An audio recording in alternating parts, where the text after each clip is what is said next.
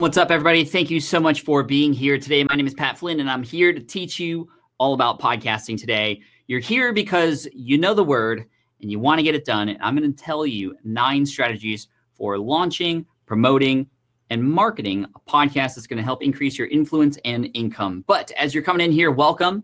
For those of you who have seen me on a webinar before, this is a brand new platform that we're using called Demio, and I'm really excited about it. And if you want to just type in the chat and let me know that you can hear me okay and see me and everything's all good and fine and dandy, then we can get started. Awesome. We got Marissa, Nikki, Tim, Joe, Mel. We got nearly 300 people coming in today and many more registered. So thank you for coming in early. You're going to learn a lot, so be ready to take notes. We will have a replay available for you later in case you have to cut out early, but I want you to stay on because I have some special things for you during this webinar. Now, in case you don't know, I have a number of different podcasts, including one called Ask Pat, which is why I have this shirt on. I don't just like walk around wearing stuff with my name on it all the time, but this is one of my 4 podcasts, and actually I have a 5th one coming out very soon. And podcasting has absolutely changed my life, and I cannot wait to have it change yours and those who listen to your show too. Now, as we wait for a few more people to come in, I want to ask you a couple questions. So I'm going to actually do a poll. This is a little bit of a test for you to see if you can find where to answer this question. This is kind of the cool benefit of using this software, are these integrated polls. So I'm going to ask you really quick. Do you listen to podcasts? I'm curious. And actually, I'm going to while you're answering that question, I'm going to share my screen and go live here on the keynote so that we can make sure we get you exactly what you need. So I'm going to go and share this now. So do you listen to podcasts? And we have some results. We have overwhelmingly a number of you say yes to having a podcast, which is great. And I don't know if you know this, but 48% of the population is actually listening to podcasts now. If you were to ask me, Pat, how many people are listening to podcasts 2 years ago, this number would be much lower. It is something that more and more people are understanding as something that they can download and get for free, but they're building relationships with all these podcasts. Now, I have a question for you. We're going to get into the second question here, and that is, how many podcasts are you actually subscribed to? So I'm going to pop up this one. So how many podcasts are you subscribed to? 1, 2 to 5 podcasts, 6 to 10. We're getting all kinds of numbers here. I love this interactive polling, by the way. And now also let me know if you can see the answers as well. There is a setting for me to choose whether or not you can see those. And I want to make sure I got those right for you. You do, yep. Okay. Thank you, Steve, Jonathan, everybody who is answering that question. So we got 10% with just 1. Isn't that amazing? People are actually listening to more than 1 podcast, because it's something that's so easily and readily available. Now, keep that in mind when you create your podcast, because when you do your research, and I'll show you some more information about how to go about creating your podcast, you're going to find that there may be podcasts that are similar to yours. That's not competition. Those are people who can come and start listening to your show too. We have the winner, which is about 2 to 5 here in the group here, although there are just as many almost in the 6 to 10, and actually quite a bit in the more to 10 range, which is fantastic. The average number that people are subscribed to is actually 7 episodes per person, which is really cool. Now, I have another question for you. I'm trying to get a feel for your podcasting behavior here. And this question is, when you listen to podcasts, how long are you actually listening for? I am curious to know. How long are you listening for? So in a session where you sit down or you're doing whatever it is you're doing when you're listening to a podcast, about how long are you listening for during that session? We have Nikki who says 45 minutes, 30 minutes, 30 minutes, 1 hour, says Kathy. If I find the episode engaging, says Kara, the whole thing, I agree. There are some really good stats for us podcasters now, helping us realize that people are actually listening to 85 to 100% of our episodes, which is pretty dramatic compared to how other content is consumed. So let's check that out really quick.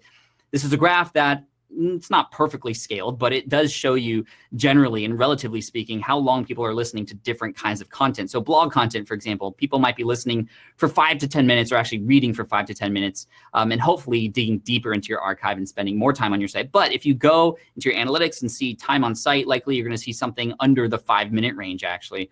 In YouTube land, I've dove into YouTube a little bit and have understood that, wow, 5 minutes is actually really good. If you can get a person to watch your video for 5 minutes or more, you're actually doing quite well. And when you consider why it's so small, it's because there's so many distractions, there's so many other suggested videos, and people's YouTube behaviors are so different than podcast behaviors. Thank you for the compliments on the Mario on the background as well, David. I appreciate that. Let's talk about social media. A person may consume your content for like less than a minute, unless it's a really long post and they're engaged in that post. Less than a minute is pretty normal, especially on platforms like Instagram, where you are literally using your thumb to just flip through, and you might even just be skipped. Now, a podcast, people are listening to 30 minutes, 1 hour. Sometimes people binge listen to your podcast episodes. They're listening to hours on an end because, think about it, there's no competition.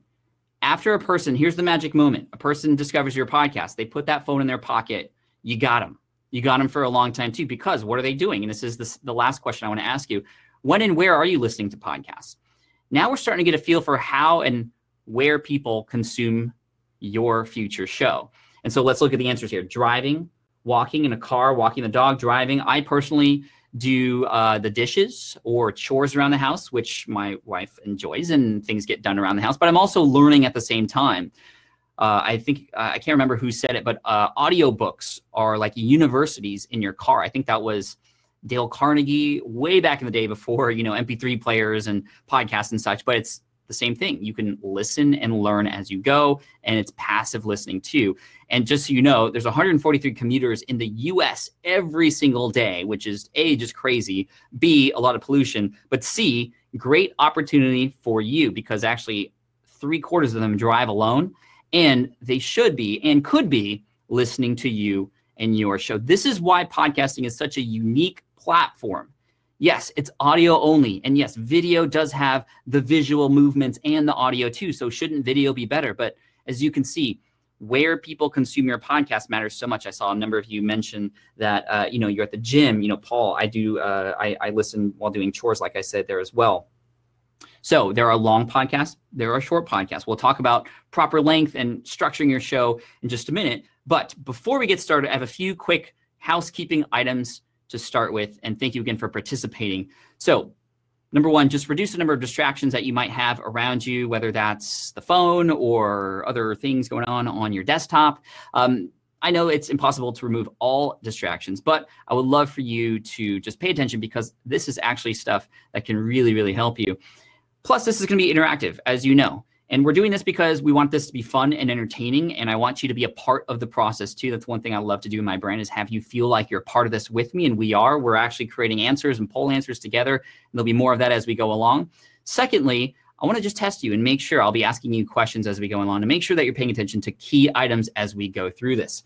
In addition to that, you're going to learn a lot, so feel free to take notes, but there will be a webinar replay for you available later, and I will send out timestamps and all the things to help you so you know where to go find certain things.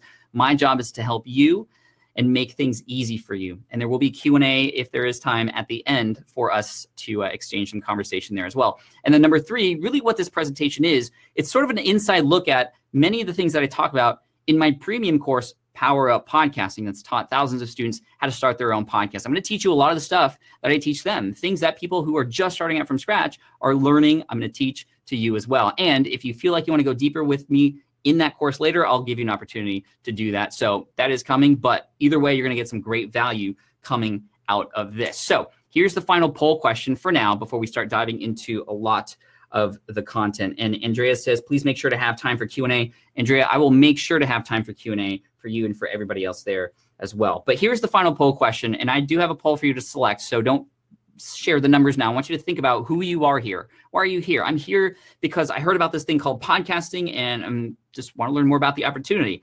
I know about podcasting. I know I should do it. I just haven't started yet. I've started podcasting, but haven't really gotten the results I wanted. I'm a pro, so maybe you're a pro at podcasting, which would be great. Let me actually put the poll up there for you guys to make it easy, because that way we can get a feel for who's here. Or number 5, wait, I thought this was Netflix. Hopefully there are less number 5s than most. But if you are here for the wrong reasons, you understand now that we're going to be talking about podcasting, and this is not important to you, then I don't want you to be here. Not because I want to be rude, but because I don't want to be rude. I don't want to waste your time. And I know that maybe there's another way that I can help you in the future. But if you are here for podcasting, I'd love to know 1, 2, 3, or 4, which one of these fits you. So we got kind of all across the board. People have started podcasting, which is great. Majority of people, 75% say, I haven't gotten around to it yet, which is great. So we're gonna have a lot of information actually across the whole board. I will teach you a lot of basics, but for you advanced people, there's 3% in the room, 7 of you. I will have some advanced stuff for you as well, which you beginners, it won't overwhelm you. It'll actually excite you, because then you can start to actually see that this can grow and scale with you as you grow and scale your business too. So thank you for all the answers there. I appreciate that. I love what Rosalina here said. I want to be heard and I would like to teach. Well, podcasting is a perfect platform for you. Now, I want to paint a picture for you. I want you to imagine that you set up a little workshop in your hometown and you have a number of attendees arrive and you are heard and you teach, just like in this image here. And that's you at the front teaching whatever it is that you teach. For many of you, this is a little bit intimidating, even with a room of this size of about 30 people in it, like a classroom. This is something that is very powerful. As we know, we've all been a student in a classroom before, and we know the impact that a teacher can have in a classroom. And you can set up workshops in your own local area. Actually, that's something that I've been starting to do recently across different topics. And I know many people, this is their primary business strategy, meeting people in person. But obviously, there's a lot of work that's involved with that, a location, keeping people fed, travel, all those sorts of things. But still, point being, you can teach and affect people even in a small group like this. Now I want you to imagine this takes off a little bit and you start to actually gather a much larger crowd, a much bigger workshop or a small breakout session at a larger conference, a couple hundred people in the room. This is very powerful. You have likely attended many events before where you've seen somebody on stage speak to you, and hopefully you've been to ones that are great, that have impacted you in some way, shape, or form. This is you. I want you to imagine that. Now I want you to imagine being on a stage like this in front of about 900 people. And that's you right up there, right in the front, and everybody's there paying attention to you. I want you to think about the dynamics of this situation. 900 people packed into a room. It's not so easy to get up and leave. That's one of the powerful effects of speaking live on stage like this, which I've done many times. People don't just get up and leave at these things, even if they don't like the content. So they're stuck with you. And obviously, if you present really great content, you can have a massive change in their life, and you can have a line afterwards of people who want to shake your hand, all those sorts of things. Well, I'm here to tell you that when you have a podcast, you will feel the same effect. And it's much easier because you don't need to travel to go speak on a stage. You don't need a book. You don't need to have a friend who knows a friend who can get you to speak at that conference. You can get your subscribers essentially in a virtual room every time you create a new episode. So better than speaking on stage. This is my thesis. I say this all the time. Having a podcast is better than being on a live stage, because a live stage just happens once. In a live stage, a person has to travel there. You have to travel there. It's exhausting. A person can take you with them on the go and all those places that you mentioned earlier. And just to give you an example, I have a podcast that has about 900 downloads per episode. So every time I come out with a new episode of Food Trucker School, which was built for a niche site that I have, I essentially am, every single time a new episode comes out, standing in a room just like that with not just 900 random people, but 900 food truck owners. So for the people in your room, or again, those people who listen to your podcast, imagine the perfectly targeted person who is there to listen to you, not just once, but every single time. Now, as you grow, you may grow to the size that, for example, Smart Passive Income has grown, where now every time I come out with a new episode, I'm literally standing like this in the middle of a football field, and there's 120,000 people there, or about 115,000 people there, every single week, every Wednesday. And this should be mind-blowing to you. It is to me, especially because half the time I'm still in my pajamas when I record, or it's like 9 p.m. and the kids are down for sleep and I'm talking with somebody on the other side of the world. How crazy is that? Go Pat, says Kelsey. Thank you. So I want you to be encouraged by this. Now, I don't want you to be discouraged by these numbers, because remember, a room full of even 100 people, even 30 people, like that initial slide, is still very powerful. And the cool thing is, even though it's one to many, right? Similar to this webinar, I'm one host and there are several hundred people here. With a podcast, it's one, you, to all your listeners. But to the listener, what is it like? It's your voice in their ear, you and them, and that's it. This is why people subscribe to many, many podcasts. This is why people binge listen. This is why when you go to a conference after a person has listened to your show, they're talking to you like you've been friends for years. This happens to me, and it's one of the most incredible feelings. It actually freaked me out at first because people would come up and go, Pat, how's your family? How's your fantasy football team? All these other facts that I forgot that I shared on the podcast. They're talking to me like we've been friends for years. And my response is, sorry, what's your name? And this is the kind of effect you can have on your show too. So I want to challenge you. I want you to imagine your show here on iTunes, your logo. You don't have to know what it is yet, but we'll talk about visual aspects of podcasting a little bit later in the presentation. But I want you to get juiced up and amped up about this. So if you are fired up about podcasting and having your own virtual stage that somebody in your audience can come to every single time you come out with a new episode, I want to hear a yes, but I don't want you to say yes. I want you to tell me yes in other ways. So what's the most creative way you can say yes? Just don't use the word yes, because that's something that we always say all the time, and then we don't do the thing. I want you to give me a hell yes, or roger that, or of course I would, or whatever. I got a hell yeah from Shane. Oh, a lot of hell yes. Gave thanks. I'll do it. I'll do it. That is a great one. Glory, hells yeah, with a Z. Confirmed, says Michelle. See, I'm testing you guys. 10-4, buddy, says Mark. Fantastic. Okay, this is your show. It's coming. So let's go. I got goosebumps, by the way. I hope you did too. All right, let's talk about what we're going to talk about today. Today, we're going to talk about the only piece of equipment you might need to sound like a pro. And I know a lot of you have already started podcasts already, in which case you likely maybe already have this mic or might want to change to this new one I'm going to share with you. How to know what to podcast about so you don't waste your time. I don't want you to put in all this effort and time into something and not see results from it. My big sort of unique selling proposition, you've heard that before, right? USP with my potential, with my podcasting course, is the fact that it's not just there to help you get a podcast up and running. It teaches my students how to actually get listeners. So we don't want all this work to go to waste, and we'll make sure to not do that. I'm going to share specific strategies I use to conduct the best podcast interviews so that your audience will just fall in love with not just you, but that person and your show, and how to stand out of the crowd, because a lot of these people you might interview might also get interviewed elsewhere. I'm also going to share with you the number one element all episodes need that actually a lot of the episodes that I listen to for the podcast that I'm subscribed to actually don't do as well as they could. So I want to teach you how to do that, because you might lose your listeners really quickly if you don't do this one thing. I want to teach you how to get heard. So again, not just how to launch your podcast, but how to get heard, how to have a really good launch, and make sure that on the day that you launch your podcast, you actually have listeners that can then spread the word for you. I want to tell you some secrets about the iTunes algorithm. It's very mysterious. It's not like Google, where they're very open. There's not SEO people related to iTunes, but I will share with you how rankings work and things like that. I'm going to teach you my number one ninja podcasting trick that some of my students, even those who have started from scratch, have used to generate thousands of new listeners. And then finally, we're going to talk about monetization. I know a lot of you want to build a business, and whether you're starting from scratch or you have a brand already, you can use podcasting to increase sales, to increase exposure. And I want to do this by not just talking about advertising and sponsorships. And I'm also going to give you specific ways that I've generated income through my podcast specifically that you can take with you, which can be helpful if you have your own podcast or even if you're a guest on another person's podcast too.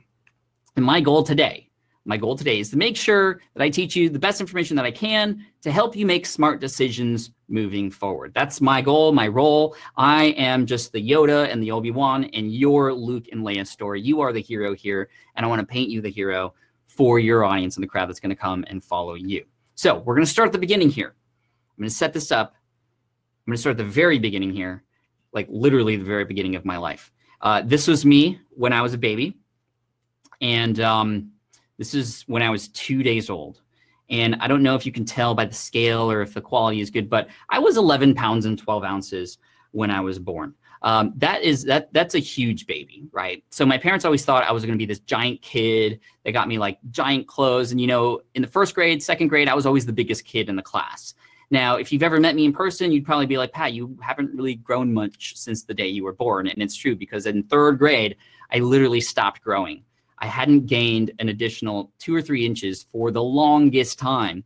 And then all my friends started to surpass me in sports. All my friends started to get taller than me and get more confident. And as their confidence grew and as they grew, I became more and more Just I had a lot of low self-esteem. This is a picture of me in 8th grade graduation. And just so you know, those girls that are standing next to me, those are normal, regular sized girls.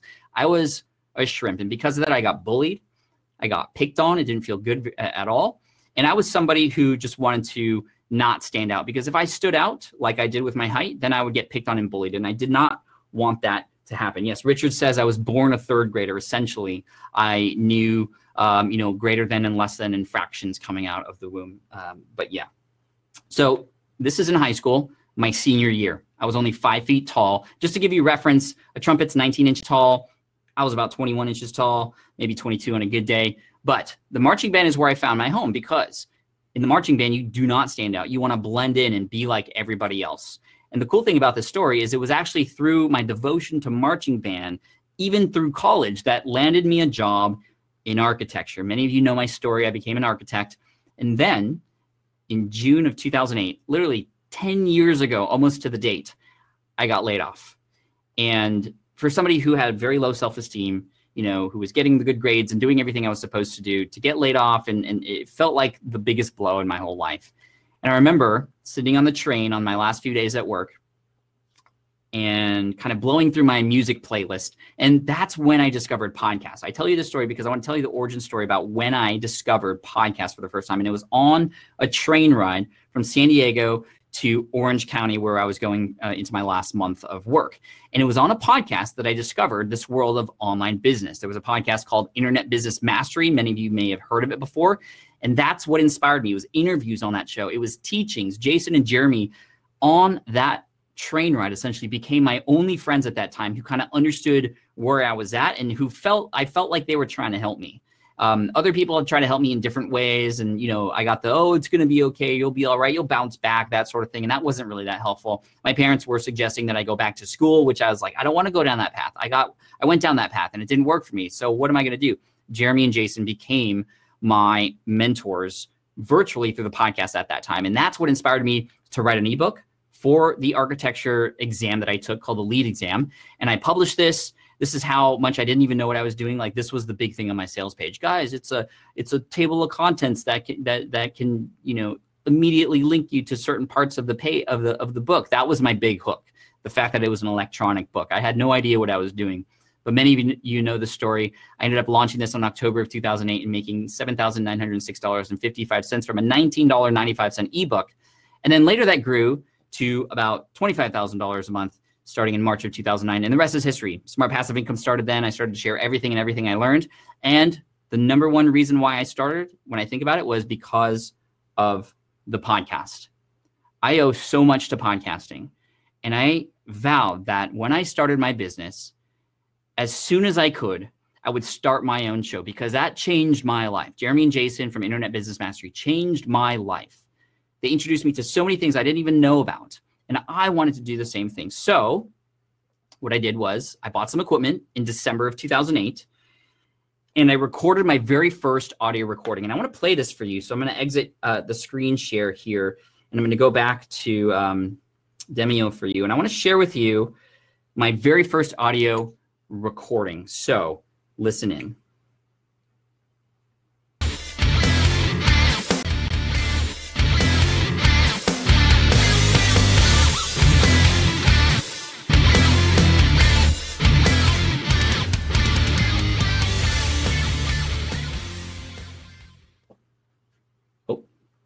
Let me play that again. It played the end of it. I don't know why I picked rock music.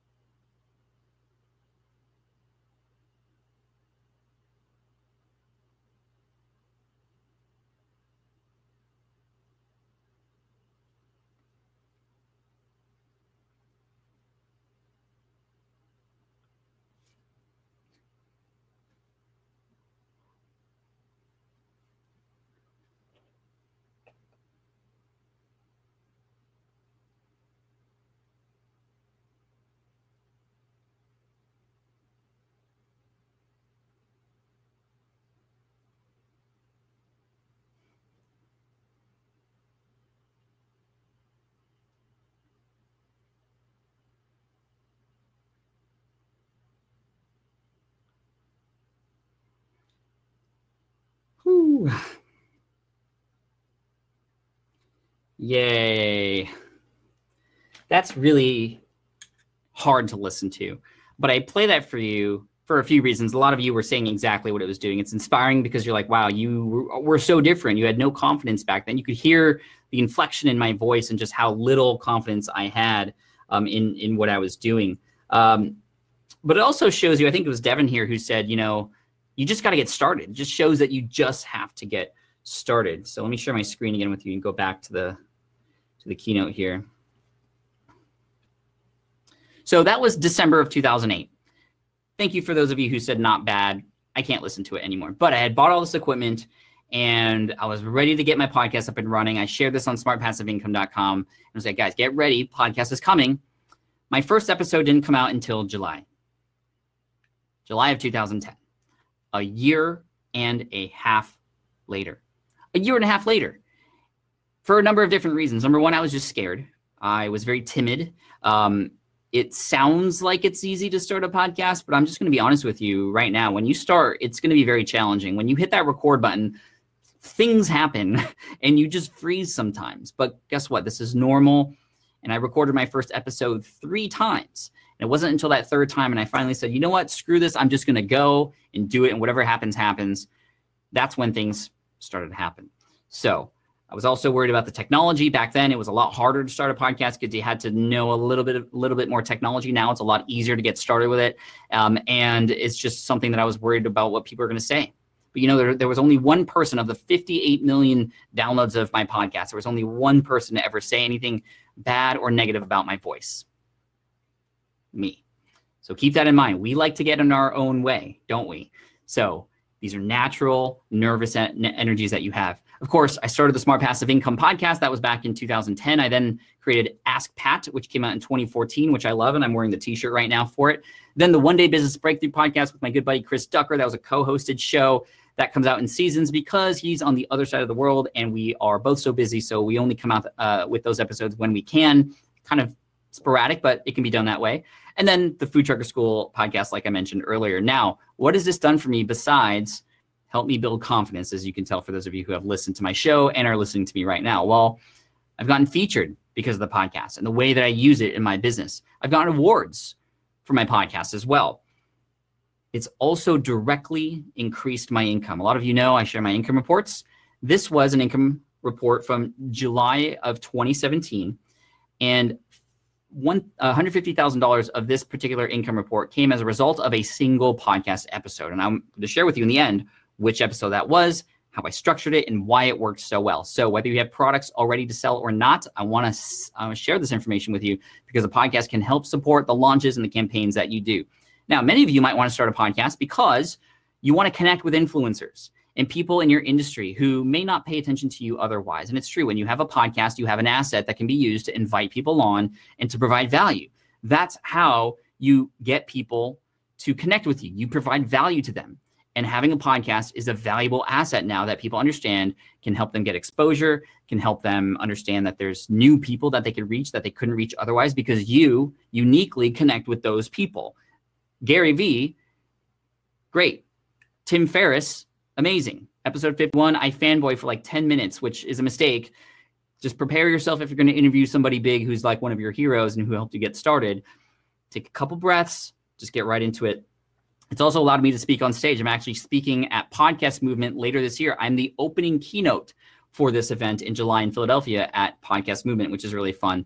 But more than the connections to guests and the speaking opportunities, and there's books and other things that have happened as a result of the podcast that you can have too, I've also been able to connect deeper with my fans. And I think for those of you who understand and listen to podcasts, you understand the kind of connection that you have. And these are thank you notes that people have written me. 95% of them mention the podcast. Even though I blogged for years before I came out with the podcast, it's always about the podcast that people write in for.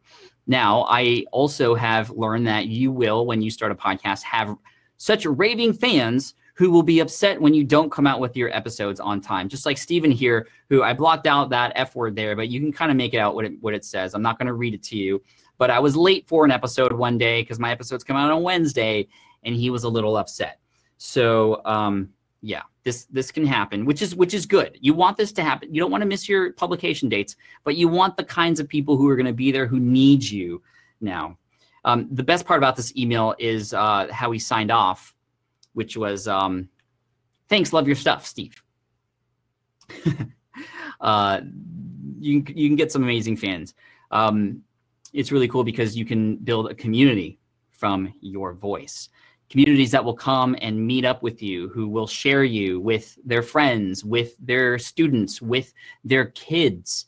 It's amazing. And more than that, with the connection that you have with your community, you can create amazing movements and do some really philanthropic things, which is really important to me. This is in Ghana, where I had built a couple schools, not just me though, alongside with my SPI community, who had helped to raise funds to build a couple schools in Ghana. And this was when I went there in July of 2015, which is amazing.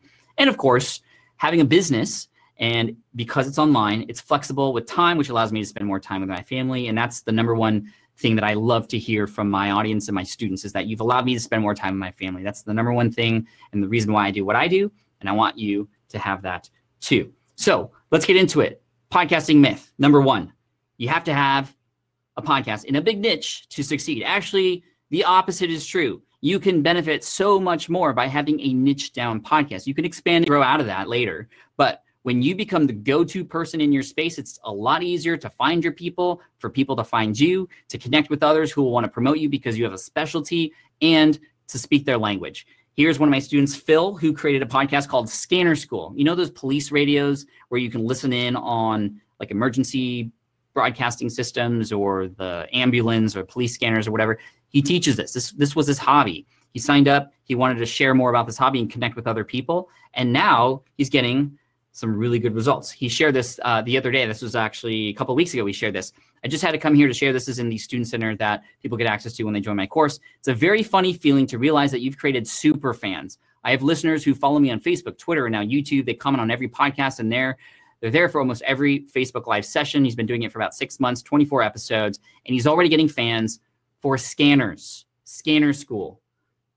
Any niche is possible to have a podcast, even visual niches like design and photography. There's so many great podcasts about those things.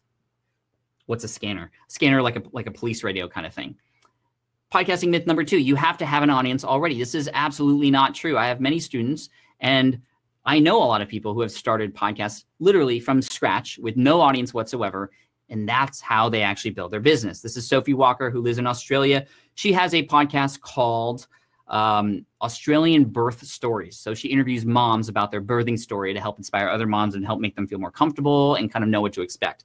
Well, she started from scratch here. As you can see, she said, I have my podcast with no website or business behind me before, and I currently only have 51 people on my email list, which we're working on that. But she just hit 50,000 downloads, and then later shared that she hit 100,000 downloads, and she's always in the group sharing her wins as well. She's even featured in the Australian rankings for her podcast in the kids and family section, which is really, really cool.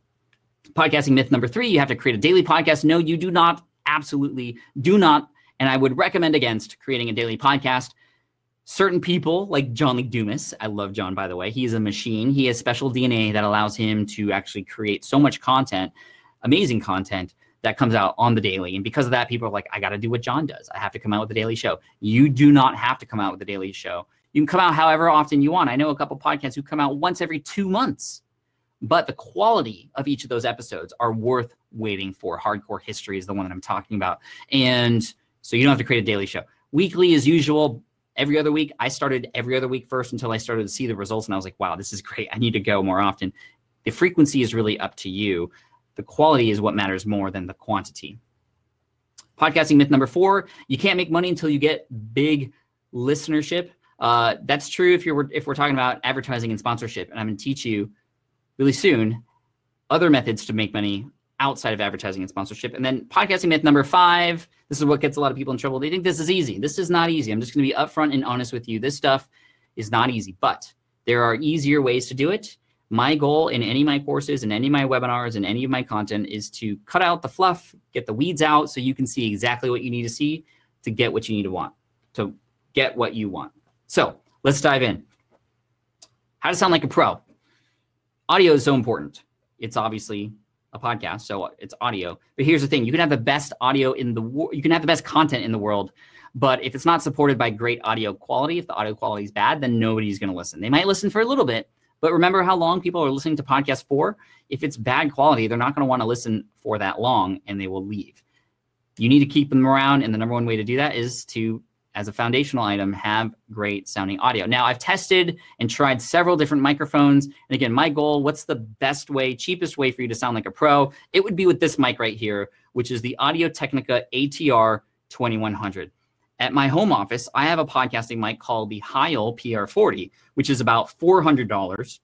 And I need some additional cords and equipment that connect to boxes that then connect to my computer.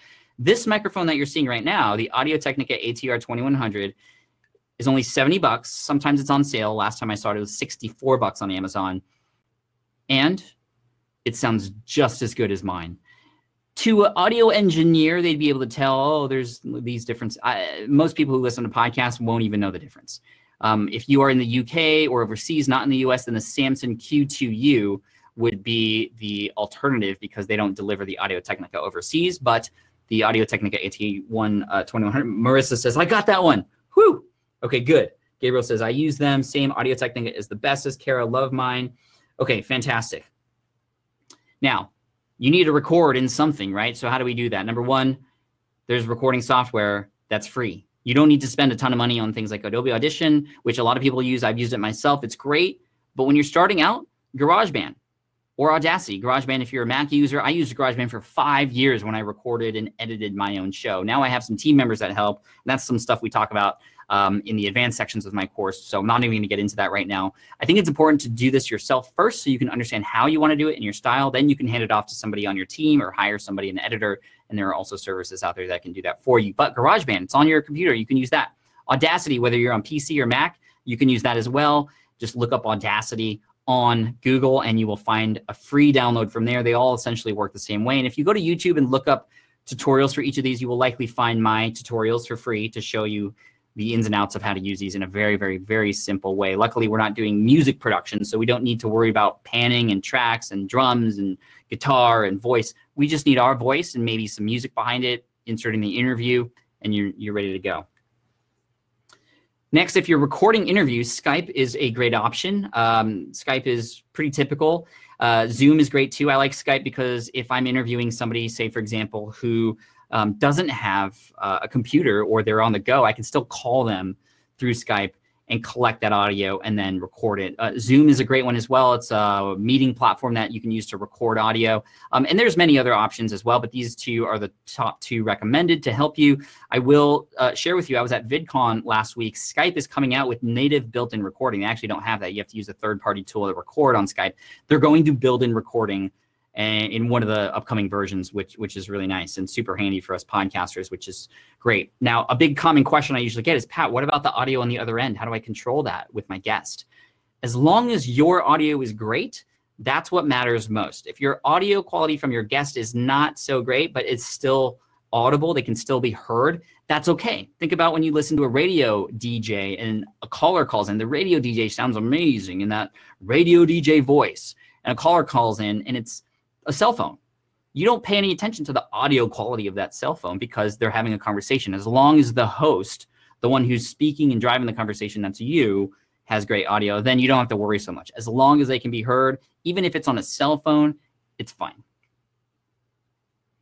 All right.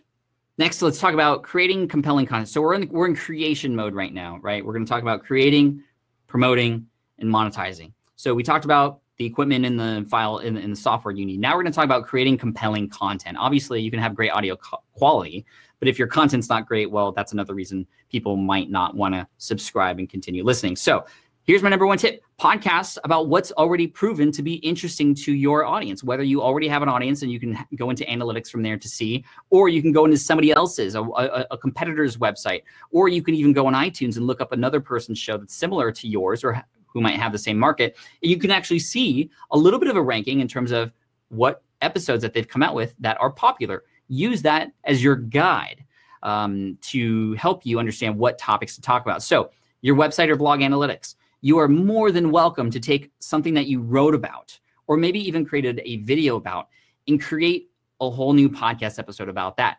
And what's really cool is you can cross-link them with each other. You can reference them. And now you create this interlinking on your website, which Google loves. It helps with SEO. You can embed things on each other and mention them in descriptions on YouTube or whatever. It really helps because now you know this is a topic that people want more about. And now you can do some things that only the podcast can do more better than other platforms. What a podcast is really meant for is for storytelling.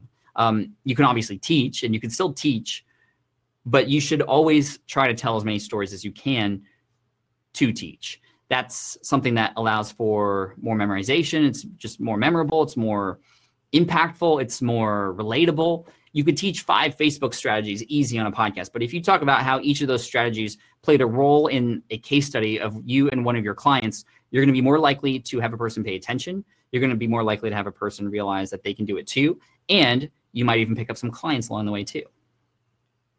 Ecamm is awesome. Great. Next, what's popular on other podcasts? We just talked about that. Questions other people are asking you. When you can answer people's questions, this is how you become an authority in your space, the go-to person. When you answer all the questions, keep it simple, right? I learned this from Tim Ferriss. He goes, okay, if you're trying to do something, if this were easy, what would it look like? Just go do that. Okay, so if I want to best serve my audience, how can I do that? Well, let me just answer their questions and talk about them, tell stories that can help support these answers and help guide them to a better version of themselves or to whatever goal they might have. And then I mentioned stories earlier. And of course, interviews with guests. Guests that can come onto your show. Why? To not just have an association. There's a lot of benefit to having, like, even just when I showed that picture of Gary Vee, right? People love celebrities. This is why celebrity magazines and, gossip, it's people love following celebrities, right? So when you are on a show with a celebrity who you invited on, that helps increase your authority big time. But more than that, hopefully the people that you interview will also be interesting and also inspire your audience and motivate them and also teach them. You can help fill in gaps in your own content that you don't know or have experience with by having guests come on and talk about those things for you. It's a great way to fill in and add diversity to the content that you're creating, different angles, different stories, different voices, that sort of thing. So I want to dive into a little bit about interviews with guests and how to maximize the opportunity there. Now, I do get pretty deep in my course about how to reach out to guests, how to get yeses, specific email swipe copy that you can send and all that sort of stuff. But I'm going to assume that you have relationships with people that you could potentially reach out to and might say yes. So here's what you do. Guess what? The interview actually starts. The interview actually starts before the interview starts.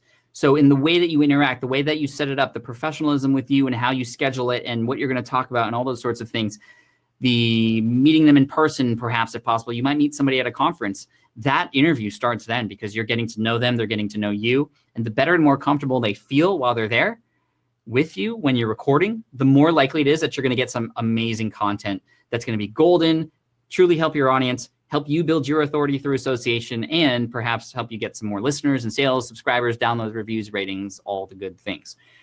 Next, you want to make sure you try to ask open-ended questions. For beginner podcasters, this is a big struggle. I've listened to a lot of podcasters. I do a lot of podcast audits and reviews for some of my students. And I literally listen and I will help you. A big mistake is the kinds of questions that you ask. Did you ever blank? Not a good question because the answer is always yes or no. Have you ever blank? When was the last time you blank? June 17, 2008. Okay, next. No, you want open-ended questions so that there will be open-ended answers and then allows you to have a conversation with them. If you were at a coffee shop with a friend and you just asked open or close-ended questions, yes or no questions all day, it wouldn't be much of a conversation, would it? Now imagine a person who's sitting there third wheel listening to that yes or no conversation. Not going to be very interesting. What is interesting is when you engage in a really interesting conversation and you hear the top 2 secret words that you need to know in order to succeed as an interviewer. Genuine curiosity. Have genuine curiosity. When you are genuinely curious about how a person did what they did or what they were feeling, it's going to make life so much easier. Just be genuinely curious and you will genuinely have a conversation and actually ask questions that likely your audience is asking themselves too. Tip, try to hunt for the story. Here's a great tip I learned from the host of the startup podcast, Alex Bloomberg. He said, if you want to get a story out of somebody, remember, podcasting is perfect for stories. If you want a story from somebody, here's how you do it. So tell me about a time when blank. Simple. Tell me about a time when blank. When you ask that question, you are inviting a person to just spill everything about a certain time when that whatever thing you set up happened. Tell me about a time when blank. So I want you right now to, depending on what niche you might be in, I'm just curious, fill in that blank in the chat room right now. Tell me about a time when blank. What's a question you might ask a future person who's going to be coming on your show, depending on whatever kind of podcast you might have. If you're not going to do an interview show, that's okay. Not everybody has an interview show, but I'm just curious to I want to get your gears going. I want to get you rolling with this already because it is really, really powerful stuff.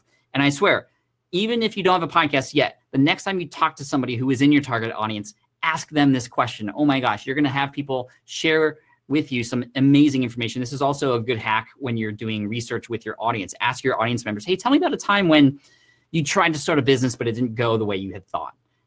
Oh, okay, now I'm writing notes. I'm going to get information that's going to help me understand, okay, well, I know not to do that. I know not to do that. Okay, I'm going to make sure I do that next time. When you overcome adversity, tell me about a time when you didn't know the next step. Ooh, I like that one. When you overrate, when you wanted to share about your success, when you had a major breakdown, says Shanti. I want to listen to that podcast. Tell me about a time when you felt stuck. Tell me about a time when you thought Pat looked like a DJ. Jonathan. Tell me about a time when you weren't improving anything. Tell me about a time when you were stuck after hiding so many roadblocks and you felt so insecure. Tell me about a time you were not at your healthiest. Tell me about a time you wanted to, I could go on. These are great. So now when you ask these questions, and I challenge you to ask this question, whatever question you posed, to the next person you speak to who may relate to or be interested in what you have going on, you're going to hear some stories. And here's the trick about this. When you hear stories, you get the language, number one, that they tell these stories so that you can regurgitate that language back to not them, but people who are like them so that they will understand that you know what they're going through. This is huge. Are you guys understanding the seriousness of this particular ask? Getting stories from people. It tells you the language. It tells you how you should form your sales copy and have conversations, how to make sales. And it gives you empathy for your audience. So here's a little strategy that many people might teach you. They might teach you the avatar exercise, where you have to make up essentially a perfect customer. And that exercise is okay for a number of reasons. It helps guide you in terms of who your perfect customer might be. But what if you were to actually have real conversations and listen to the stories of your target audience? Do you think that you might be able to better serve them if you actually had a real life person who had a real life problems that might need your real life solution? Guys, I get really, really fired up about this because ever since I started having Skype conversations with my audience, I reach out to people on my email list, 10 people a month. This is something that I've done for the last few years, and it's been game-changing for me. I reach out to my audience. I ask them, tell me about a time when blank. What do you like about the podcast? What do you need help with? What are some things that you wish I had? These are game-changing conversations. Now, when I record a podcast, I'm thinking about Julie, who I just had a conversation with and who just lost her job. I can speak to her even though I don't have to mention her name. So Tiffany's asking, how can I obtain this later? We'll send a link out later with the replay that you can get so you can watch this. I will also include timestamps for you in that so you can go back to where you left off. Cool.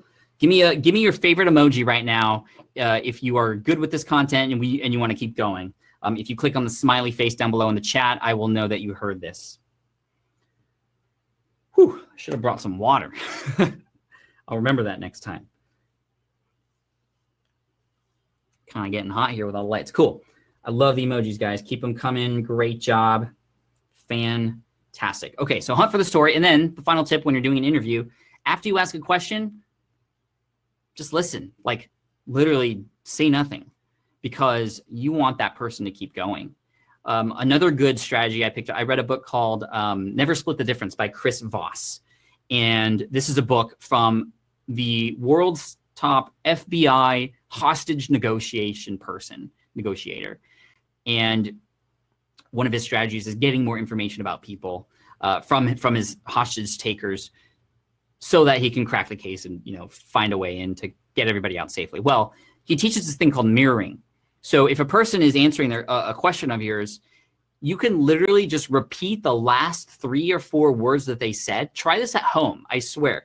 It's pretty incredible. When a person tells you something, just repeat the last 3 or 4 words and they will keep going. It's almost like, it's almost like a car that kind of like a toy car, and it's going on the track and then it kind of just stops for a little bit and you just kind of give it a little push. Mirroring, just those last 3 or 4 words. I swear, I read this book and then I had a conversation with my wife, April, and I just did mirroring all day. And it literally was like one of the best conversations we had because she felt like I was listening, which I was, or else I wouldn't be able to mirror. And I learned even more than I was going to if I didn't mirror her. So there you go. I teach mirroring, says Doyle, to help couples resolve conflicts. Yeah, works in any kind of conversation. So, okay, let's move on from interviews. I could go all day on that and just some of these techniques for getting some of the best information for your show. But let's keep going. I saw the emojis.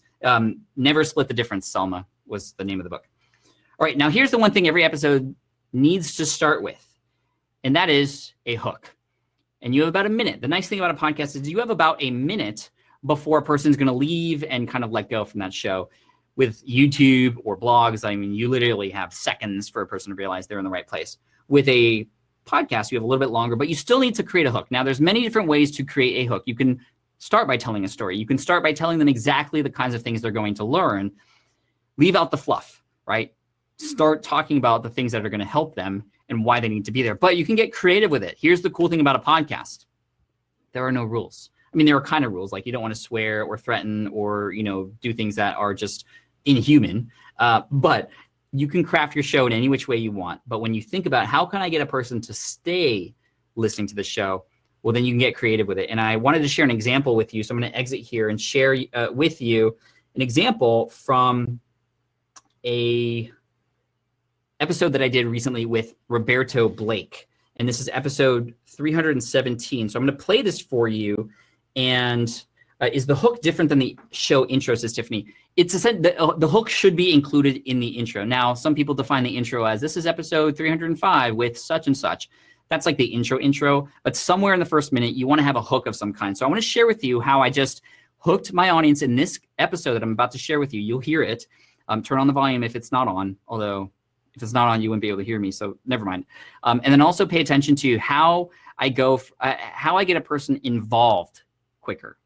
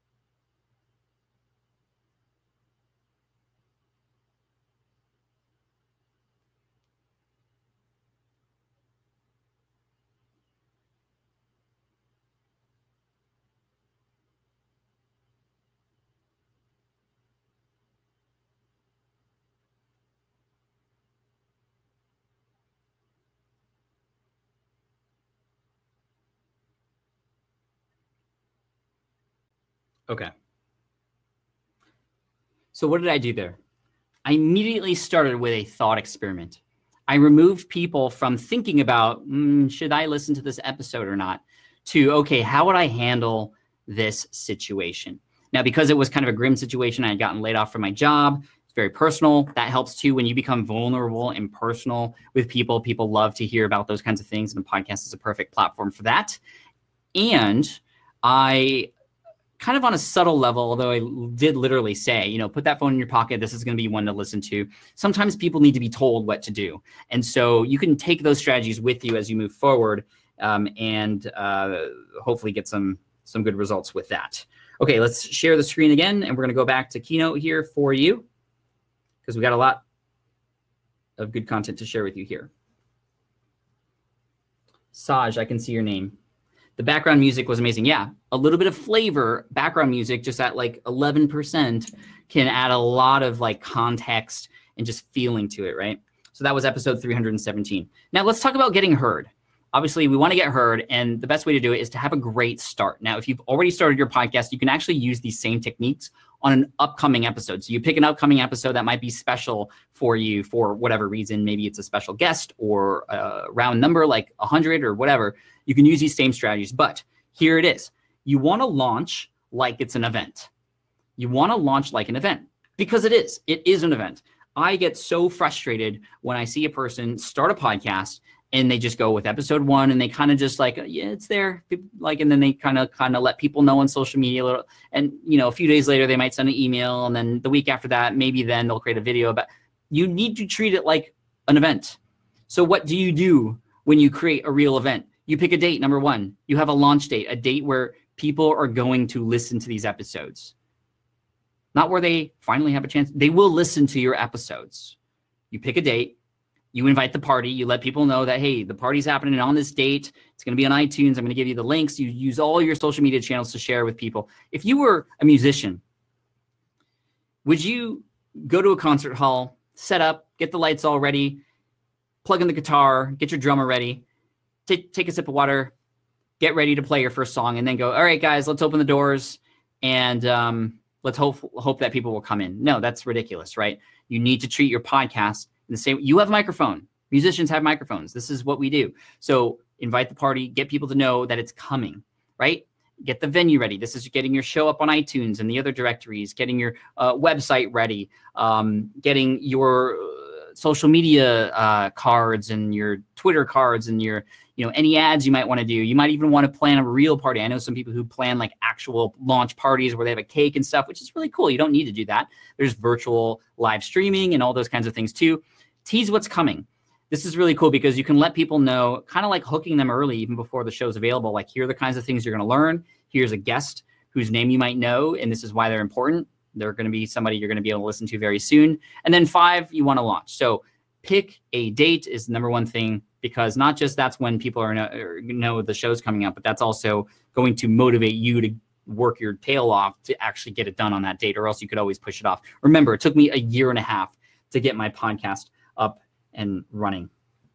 So don't make the same mistake I did, though. I launched and I let people know about it. So I did all the things, except I launched with 1 episode. You don't launch with 1 episode. Launch with 3 or 5 or more, but 3 at least. Launch with at least 3. Why? Because we talked about the behavioral qualities of a podcast listener. When they like something, they listen to more. And if you just have 1 episode that they can listen to, which maybe your introductory episode, which actually doesn't get super deep into anything, although I would recommend, just side tip, have a quick win in there. In your very first episode, have a way that a person can do something, an exercise, a thought experiment, or something where within 5 to 10 minutes after listening to that episode, they will have something that they didn't have before, or they will do something that they didn't know about. That's going to hook them in. I would also recommend that for the first time a person comes into your email list as well. These are good strategies to keep people coming back. The quick, small wins. Doesn't have to be very big. They can be very powerful. But when you have 3 episodes, here's what you do. You essentially set them all up. They're all already up on iTunes. It's okay that they're there already. And then on your website and then everywhere you go, all right, guys, they're there. Go at it. Get it. What happens? People listen to 1, 2, and 3. Other people might go, number 1 doesn't really mean anything to me. Number 2, I don't know who that. Oh, number 3 though. All right, I'll listen to number 3. So now you have 3 different chances to pull a person in, and you can structure your first episodes in a way where you're covering kind of like different subtopics in your particular space. You might give you some clues on what's most popular, so you can keep creating more episodes like that, and then you're good to go. So launch with 3 episodes, and you'll be good.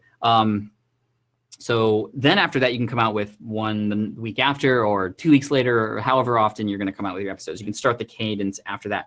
Does the 3 include the intro to your podcast? Yes, April, I would say yes, because that's one type of episode, although I would include some value in there, not just have it be a, hey guys, here's what you have to look forward to.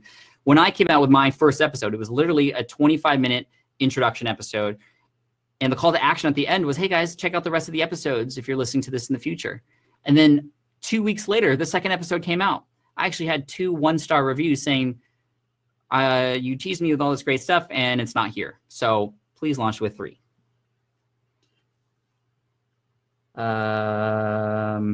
Jeff says, sorry, Pat, I got to go to plane to Paris. Cool. Travel safe. If the things I'm offering at the end, there's only one thing that I'm going to offer that is only for people who are on here. So I'm sorry, Jeff, but if you want to email me later, we can talk about that. But let's keep going here. What do you see? You see podcast logos.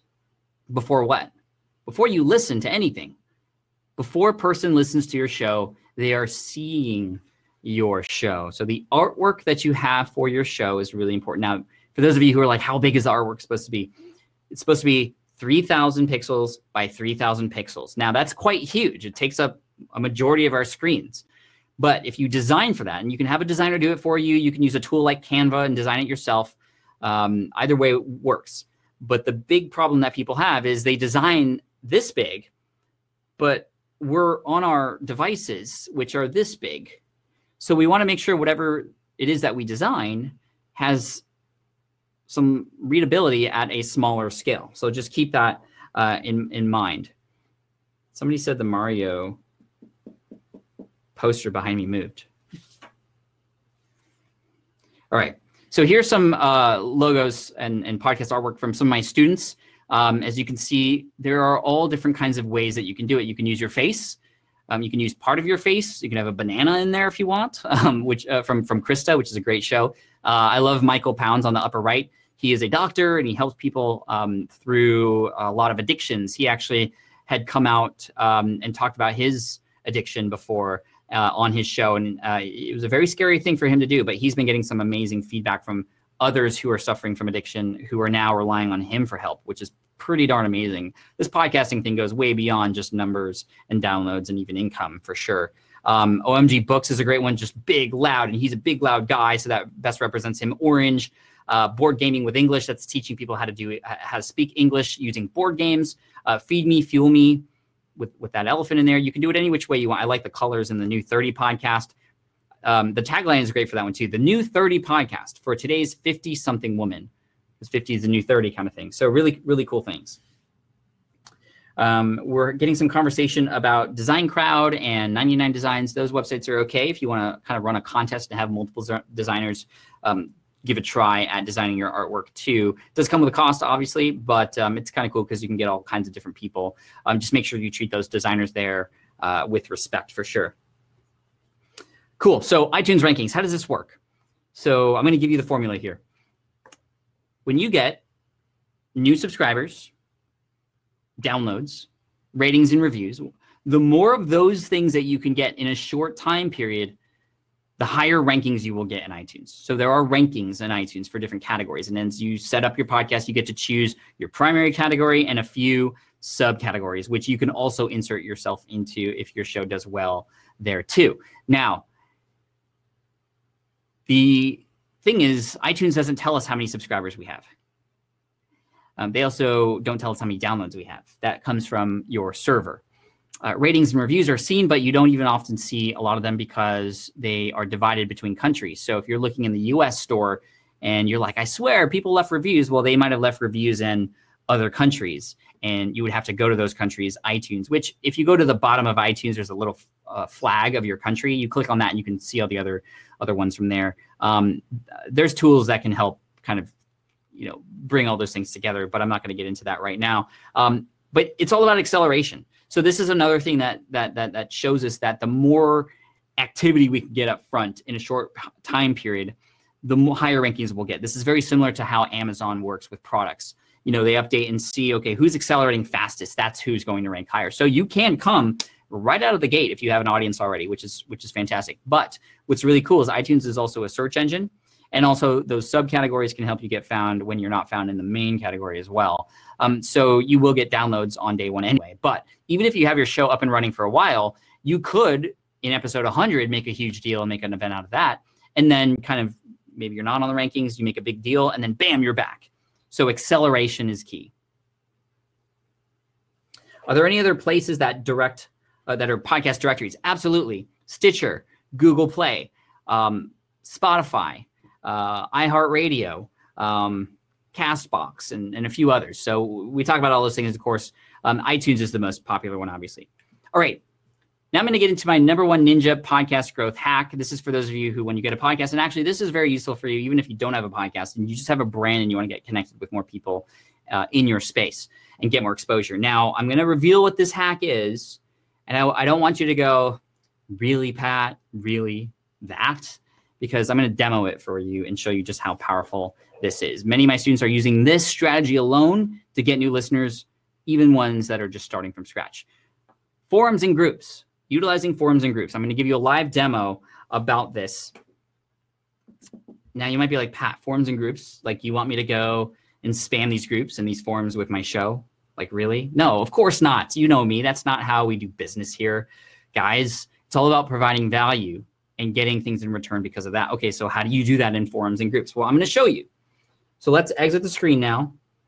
I'm going to go over to Google here and actually go to Facebook instead. So I'm going to give you an example. Now, I want one of you to share with me what your niche is. Tell me what your niche is. I'm going to pick somebody at random, and we'll use you as an example. Gardening, says Bree. So Bree says gardening. She was one of the first ones. There were some others who were before her, but that's just the first one that came to mind. So we're gonna pick gardening. Okay, so what I'm going to do here is go to the Facebook search, and I'm going to zoom in a little bit for you, and I'm going to click gardening. Now, what I want is groups, and if groups doesn't show up right away, I'm just going to hit groups right there. So remember, I have a gardening podcast now because of Bree. So I am Bree. I am Groot. I am Bree. So look at all these groups here. 8,200 members, 84,000 members, 60,000 members, 133,000 members. Wow. Okay. Lots of groups here, which means lots of opportunity. But even small groups, even this group up here at the 8.2K member, 8,000K is great. So what do we do here? Okay, so I'm going to go into this one, the gardening group. And I'm going to scroll down until I see members. And I'm going to find the admins and moderators. Remember, I didn't even join this group yet, by the way. I'm here. I'm going to click on Amy. And what I'm going to do is I'm going to send Amy a message. Now, I'm not going to actually send Amy a message, but I'm going to tell you what message I would send her if I were to send a message. I would go down here and I would type, and I got to not do this by accident. I'll go, hey, Amy, my name is Pat Flynn. I have a gardening podcast, and I'm looking for people to share what they might feel the next trends in gardening is. And I found your group, which looks amazing. I would love to have you answer one question for me, and we can get on Skype, or you can just record it and send it over. I'd love to feature your answer to that question. What's one trend that we should all be looking out for in gardening right now? And I'd just love to feature you on the show. What do you say? Here's what happens. Amy likely has not been asked to do something like this before. If you get asked to do an interview on anything, a TV show, a podcast, a radio show, you're going to like, okay, I'm going to pay attention to this, right? Okay, good. Okay. Chances are they're going to say yes, right? But here's the kicker. When you get this answer from them and you feature it on your podcast and you share with them the link, what are the chances that Amy's going to send this particular podcast episode into her group? The chances are really, really high. Now, yes, you could reach out to A-listers who are likely very busy and not going to say yes to a brand new podcaster, especially because they've already been asked to be on many other shows. And even if you were to get them on your show, the chances are that that A-lister is going to share that show with their tribe is highly unlikely. Amy, on the other hand, guess what we've done? We've made her look like a hero. We've painted her a hero to her audience. So she wants to share this with her audience because she's getting some good vibes, and it's also going to make her look more authoritative. But in doing that, my podcast is now in her channel, not through me.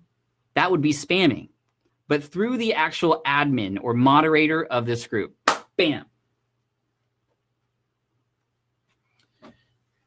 So this strategy alone can help you grow your podcast. Now, what if you took it one step further? What if we go back? Can I go back here? How do I go back? Okay, so let's go in another group and do this again. Maybe we go into this group. Let's see how easy this is to do. Here are the admins there. So I'm going to reach out to, was that Jill? Or no, Like Gardening, this person, or maybe this person, and do the same thing. Hey, I'm going to feature your answer on an upcoming episode. And then I come out with an episode that literally has 10 answers from 10 different group owners. I am helping this community find each other too. I'm doing nothing but providing value, but as a byproduct of that, my show is going to get in front of people who I wouldn't normally get in front of, and not just from me sharing it, but from the people who have already earned the trust of that audience. Bingo. Let's do this on LinkedIn too.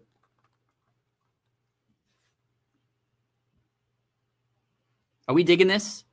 Show me an emoji if you of that represents how you feel about this strategy right now. Hopefully you guys enjoy it, because it is something that you don't even need a podcast to do, right? You can have a roundup post on your blog or what have you. Yes, Moriyama said it right. These things are simple, but you just need somebody to tell you how to do them, right? And that's why I'm sharing this with you. Let's do gardening on LinkedIn. That might be interesting, actually. Let's see what happens. So we got gardening as like what they like to do, but again, we want the groups. So go to more groups. Home and gardening decoration, 2,000 members. Flowers and nature, trees. Ooh, that's a good one. 16,000 members of trees. Now I could read about this group obviously, but I'm going to reach out to Jamie here, the one single group owner who likely I can message even without having a connection. And I can connect, or I can find their website or whatever. I can go, Jamie, hey, I have a gardening podcast, and one thing that's not talked about very often in gardening, because we talk about flowers all the time, are the trees in our garden. I would love to have you come on the show and share with us some advice for us gardeners who are thinking about really understanding more about trees and which trees might make sense and what resources you might have, et cetera, et cetera, et cetera. Jamie's going to come on. Now, the likelihood that this person is going to help, obviously do a little bit of due diligence and research, right? Obviously, I mean, this you want to make sure you get the right people on too, and it makes sense. But man, this is a home run, and this is a quick way that you can get in front of brands in a legit way that's not going to make you look like a scammer or some sort of person who's just spamming all the time. This is going to help you. So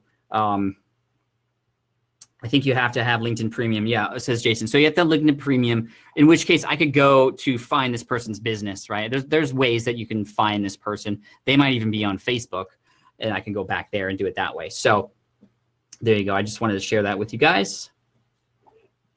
But use that strategy. It's really helpful. Monetization. Let's talk about monetization. Don't start by trying to get sponsors. If you're starting a podcast, you're not going to start by getting sponsors. When Ask Pat came out 4 years after my other show, I had already amassed like at least 25 million downloads. I said, hey, I'm going to start a new show. Would you like to sponsor Ask Pat, my new show? Sponsors weren't even willing to work with me yet because I didn't have download numbers to share with them. Even though I had another show, and even though I knew there was going to be a lot of crossover, they didn't want it. So I wouldn't even recommend starting out or even thinking about sponsorships or advertisements, because that's stuff that you do when you have a larger audience. When you have a small audience, this is what you want to do. Get new students and customers, or at least grab their emails so that you can turn them into customers and students down the road. Affiliate marketing, I'll talk more about that in just a minute. That's recommending other products that you already use. Tell some stories about how you achieved a specific goal. Mention the tools and resources that you use to help, services, coaches, etc. Drop in that affiliate link. Have an affiliate link in the show notes on your website. You can get affiliate income even in your first 3 episodes if you share and structure it in that way. You can sell events. When a person hears your voice, And they remember the analogy of being at an event, and actually like people will want to come to your events if they know you're putting one on. And then Patreon is a really cool model that I'm not going to talk too much about, but it's a way to get your fans to pay you. It's essentially like commit to a subscription model to just support you. And I want you to think about it in this way. It's like a PBS, paid for by viewers like you model. It's a way for fans to give back to you, but you also give a little bit more to those people who are your patrons. So maybe a special webinar that you do once a month for those people, or behind the scenes something, or a free gift of some kind. But even if a person were to pledge $1 per episode at one episode per week, you get $4 from that person every single month. If you have 1,000 true fans, you're getting $4,000 a month from your audience without any ads, without even selling anything, but just by the good nature of you providing value and them loving your show. So that could be great too. Affiliate marketing secrets for podcasters. You can create easy to follow pretty links. So use the WordPress plugin pretty links to turn those really long affiliate links into something a lot easier to go through. You can interview the founder of the product. This is a great strategy. And this is actually something I did in episode 244 with Nathan Barry, who's the founder of a tool called ConvertKit. I interviewed him not about ConvertKit and how great the tool is, but the story behind the tool, why it was built, all those things. And this episode alone has generated over $50,000 in commissions for my affiliate link with ConvertKit. And it's done in a way that allows my audience to build not just a relationship with me, but with the founder of that company too. So if you have a podcast, invite whatever products you promote as an affiliate, invite those people on your show, have them tell stories, have people get to know them and trust them so that they'll trust that product too. Now I'm going to talk about the most profitable episode I have published. This is the last tip here for you. And that is episode 275. This was a big one. So in this episode, this was coming out the same week that my podcasting course, Power Up Podcasting, came out. It was in beta before. I had successful students who went through the beta. I really wanted to share their stories in a way that would help position the course in a way that would get people excited about podcasting.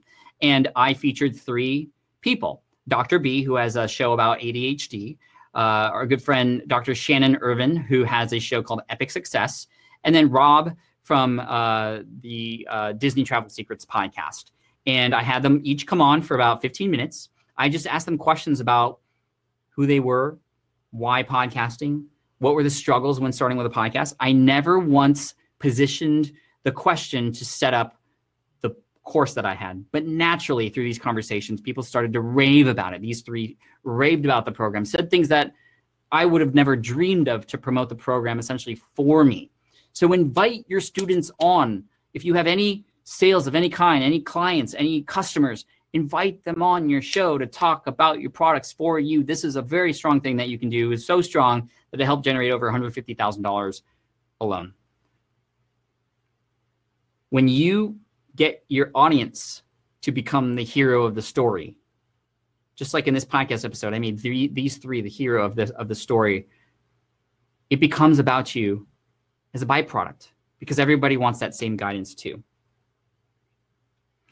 So a lot of people ask me, you know, why or what's the best thing that's ever happened since starting a podcast? And I love proposing this question to others too. Jason here says, you know, deeper connection with audience, hands down. No other medium puts you in the ear when they're driving, running, etc.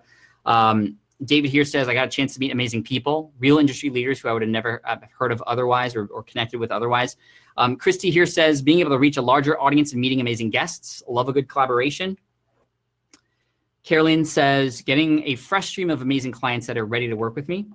Matt says, becoming a better, more confident speaker. You've probably noticed that from me since listening to the first episode that I came out with. Ryan says he quit his job as a doctor. Kelly Roach, getting new clients, consistency. And Glenn, who has a horse podcast, saying the ability to earn a living and making the best friends in my space, which is really cool. And then Tina had asked me, curious what to know your answer is, Pat. So if you want to know my answer, give me a yes in the comments right now, and I'll tell you the best thing that's ever happened to me since starting the podcast. Ryan Gray's podcast is great, by the way. Great. Thank you for that permission. So I got to tell you, in late 2011, early 2012, I almost quit my podcast. And I almost quit my podcast because I just wasn't feeling it anymore. And I was feeling like it was the same people listening. It wasn't growing very much. And I was more of a blogger still. I didn't feel confident enough to just continue with podcasting. I almost gave up on it until I got this email with this x-ray in it. And this was an email from a guy in Poland. His name is Michał. And he shared these x-rays with me because he said that I saved his life. And I really couldn't make the connection yet. I didn't understand. But in the subject line said, Pat, I hope you read this because you saved my life. And I had no idea what was going on. I see these x-rays. I'm like, okay, I'm going to read the story and see what's going on. It's about 20 pages in length. But Michał had gone through a terrible accident on his snowboard. And he broke both of his legs, was basically bedridden, unable to serve his family, unable to go back to work, and just really in the darkest moments of his life. But when he was on his bed, he discovered podcast, and he discovered my show. And it was on one of my episodes where I talk about setting goals for yourself. And I always say, when you're setting goals for yourself, aim high, because a lot of us try to set goals for ourselves that we know are achievable, but that doesn't give us the opportunity to grow beyond what we think we can do. So in his bed, he decided, listening to that episode, that he was going to run a marathon in about a year and a half's time, that he was going to recover, that he was going to run a marathon. And he said he trained with me every single day. I was in his ears, even though I don't do physical training. I was in his ears. I was training with him. He called me his coach. And again, I was teaching business, but for whatever reason, my voice decided to inspire him, or he decided that my voice inspired him. And then at the end of this email, I get this picture here. Michał crossing the finish line at the Warsaw Half Marathon a year and a half later, just a month after, or a month before this email got to me. And if you look closely at his legs there, there's like literally plates there making sure things don't break again. And the craziest thing about this, though, is the fact that he was holding up this sign as he was crossing the finish line. And I didn't know what it read because it was in Polish, but it says, "Thank you, God. Thank you to his kids and wife. And thank you, Pat Flynn." And as I'm reading this email, like the mascara is coming down. It's like raining black on my keyboard. Not really, but it kind of. And I just knew that I wasn't going to give up on podcasting, because for a whole year and a half, Michał had been going through this whole thing without me even noticing. I would have never known. And it made me wonder, like, how many more stories are there out there like this from people who have just randomly found my podcast one day? It really encouraged me to keep going.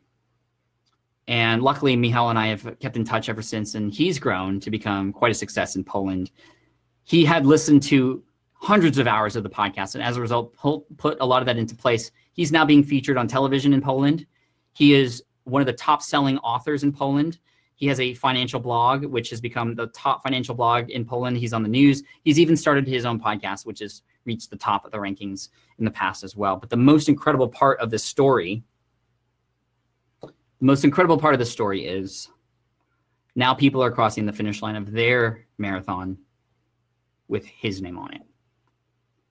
The ability for you to not just impact others, but to impact in a butterfly-like effect even more people is incredible. And I wanted to share this story with you because I almost gave up. And for those of you who are thinking about starting, just imagine that there are many more people out there in this world who need you. And the people that you teach, whatever it is you teach, there are people who are going to be affected by them too. We are just a part of this fabric that we don't want to be the stopping point for, right? So I need you to push through and keep going. And many of you now have a lot of the information that you might need to get started.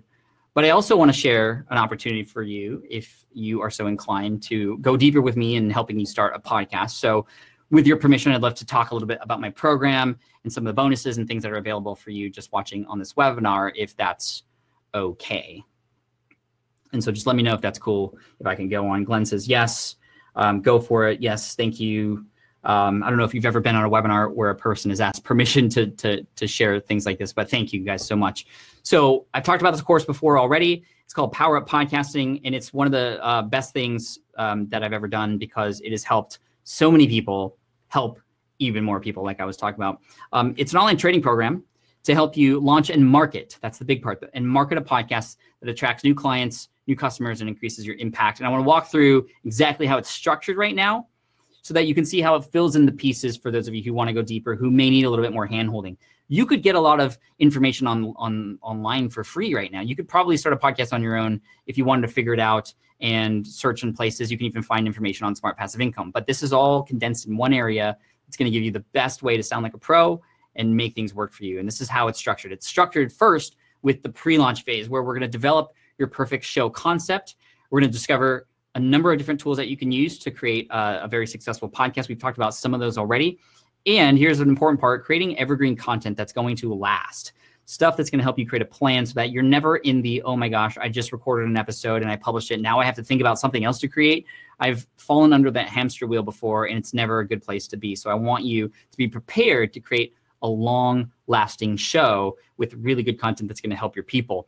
I'm going to teach you how to be attractive on the microphone, even though it's just your voice. There are certain voice exercises and inflections and ways that you could use pauses and things like that to really get emotional with the stories that you're telling and the lessons that you're teaching. I'm going to help you master the art of the ask. So getting people to say yes to coming on your show, even the A-listers in your group, including exactly what to say to them. We've taught you a little bit today about how to be an effective interviewer. And then also a very important part at the end of your episodes, making sure to always include call to actions specifically that convert for sure. We're going to help you master your hook. I'm going to teach you how to find your competitive edge. So we're going to do a little bit of research on the podcasts that are out there already so that you have something that's different, something that'll make you say, all right, you got to listen to Kathy's episodes because she's the only one that says blank. You need to be able to understand how to fill in that blank. And then we're going to develop your personalized launch plan. This is all in the first parts of the course. And this is the major bulk of it, because if you plan properly, everything else just comes much easier. Then we're going to get into launch week. I literally give you a step-by-step process for what to do on launch week, the week that you launch your episodes, how to prepare for the top directories, how to get the most support from your people, how to build massive anticipation for your launch event. Remember, the launch of your podcast is an event. We're going to run through a whole checklist that you're going to check off as we go. And then on launch day, you're going to go big. You're going to sit back and celebrate because you've done all the hard work already. And then you're going to power up your business. I'm also going to teach you some stuff that happens post-launch. So after you launch your show, that's when a lot of the work actually starts to market your show. And there's also ways that you can begin to automate a lot of the process. Actually, when you get to this point, a lot of the work has already been done with the setup of your show. We're going to talk about how to repurpose some of your show content into video and also text format if you want, and also how to keep your show at the top of iTunes. Monetization, we dive deeper into. We're also going to talk about maximizing advertising income if you happen to choose a niche where you really are relying on the numbers and the quantity of people listening to your show. And then we're going to talk about building your list as well. Many people are talking about Anchor as a platform. I actually wouldn't recommend that. They just came out, or somebody had discovered recently that in their terms of service, basically they own everything that you create. They can do whatever they want with it. They can sell it. I'd be very aware of Anchor. We teach you how to create content in a way that you get to own it too. So this is what happens when you join the course. You log into Teachable, which is a platform that helps you learn fast. It's also a platform in a company that I am an advisor for, which is really cool. You sign in and then you are here in your lessons directory. You watch that first video. It's going to just welcome you to the course, show you how to use the program, and then you can just literally dive right in. And I show you, for those of you who are like, are you going to show me everything I need to? Like, I literally show you what plugs into what, where that goes, screen sharing of how I do the editing so that you can do it too. You just follow along, and by the end of this, you will have a podcast. Now, like I said, there's other things that you could do to get similar material, right? You could go to broadcasting school, which I wouldn't recommend because they teach way advanced things that you might not even need to know. I don't even know, but that's very expensive. You could hire a podcasting coach as well, somebody who's specifically going to help you come to your house, help hook everything up. You don't need that. You could also do this on your own and figure out, how much time that's going to take, which is fine. I had to kind of scrappily put things together on my own, but this is why this course exists, is to save you time and money. So if you're watching this webinar, here's the offer. If you're watching this webinar, you can get full lifetime access to Power Up Podcasting for not $997, not $690, for as low as $197 right now with the monthly installment plan. So I want to make it as easy for you to start as possible. Now, like I said, if you can't afford that, that's fine. There's free material out there that you can find, and I want you to go and find it. But for those of you who want to work deeper with me and get access to me in office hours and also the Student Center, this is the plan to go to. Or you can pay a one-time fee and save a little bit of money at the $697 amount. And all you have to do to get access right now is go to smartpassiveincome.com/powerup. Now, I will share that my team and I had a meeting the other day. We will be raising the price of this after the launch period is over. So you have until Monday to get started. before the bonuses that I'm about to share go away and the price goes up. And that's not a false one. You will be able to come back next week at this time and see that the price is higher. And this is a webinar special for right now before we raise the price, because we are putting a lot more effort and time into it. It's taking a lot more team resources to keep it going. And it is worth way more than that. This is a steal. So smartpassiveincome.com/powerup. Now, I want to share some testimonials with you. This is Rob, who I mentioned earlier from Disney Travel Secrets. He had shared earlier that he and his wife, Carrie, have been getting tens of thousands of downloads. But more than that, there's a spot in the middle there that says, it has absolutely impacted our business. Our Disney vacation bookings have grown by over 300%. They were also featured in the rankings in iTunes and are now available. Like, this wasn't at first. It takes time. But if you look up just Disney in iTunes, their show pops up now. Not number one yet, but it's getting there. But they haven't seen an increase in business. And he just sent me a message the other day on Facebook Messenger. He said, Pat, I want to talk to you about how Power Up Podcasting has completely changed our business and our life. So what else do you get with this? Well, I'm going to throw in some bonuses, but there are some things that are also just always included anyway, like the private Facebook Student Center, something that you will have forever access to that has over 1,000 other students in there to help you to stay motivated, to share wins with, to ask questions to. We have a lot of alumni in there too who are very willing and able to help, like Jason Skinner, I want to give a shout out to because he's in there every day, and Louis Luke and a few others. You get ongoing 1-hour office hours with me too. This is unlike several other courses that might be available to you. Every week, you can get on a call live with me and ask questions. It was a course that I took way early back in the day that allowed for a little bit of interaction to just get some questions answered that revolutionized my progress. And I want to offer that for you. And even if you start later in the year, even if you start next year, you still will always have access to that. Even if you graduate the program and have a podcast, you can still have access to that as well. You get lifetime access and updates. We keep this updated because it is the premier #1 podcasting course, I feel, although obviously that's biased, but I think my students would agree, in the world. And you get discounts to podcasting services and products too. And if you're not liking it, within 30 days, just let me know, you get your money back. You get a special bonus. Somebody was asking her here, what's office hours, please, Pat? So Mim, you get on a call just like this with me live, and you can ask questions. I go one by one, answer every single question that you have. It's just like office hours in college, and I'm there for you every single week, unless I'm traveling or on vacation with my family, but that's very rare.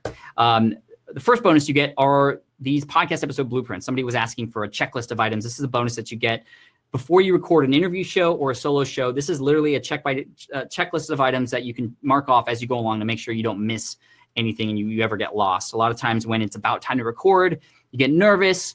This is the easiest way to make sure that you are covering all of your bases. So that gets thrown in. It's a PDF file that you can print over and over and over again and use as you like. The second bonus that you get, when you get your podcast up and running, you can get the Smart Podcast Player, my premium web-based podcast player for your audience, so that they can download more episodes, so they can listen to more, so they can see your show notes on there, and also share your episodes. They also get the ability to like play the episodes faster and rewind. Things that you get on your phone, we built a player for your website. That costs $97 a year. You get your first year for free when you're ready for that. We send you all the bonus information as soon as you sign up. So whenever you're ready for that, you can get it. And then here's the special fast track bonus. The fast action bonus. It's only available for those of you who get this before, I'm going to say the hour. So it's 6:30 right now, PM Pacific, before 7 PM. So we're going to end a little bit before that, but you will have a little bit of time. I am going to give you a personal audit of your show. So when you come out with your 5th episode, there's a little bit of accountability here.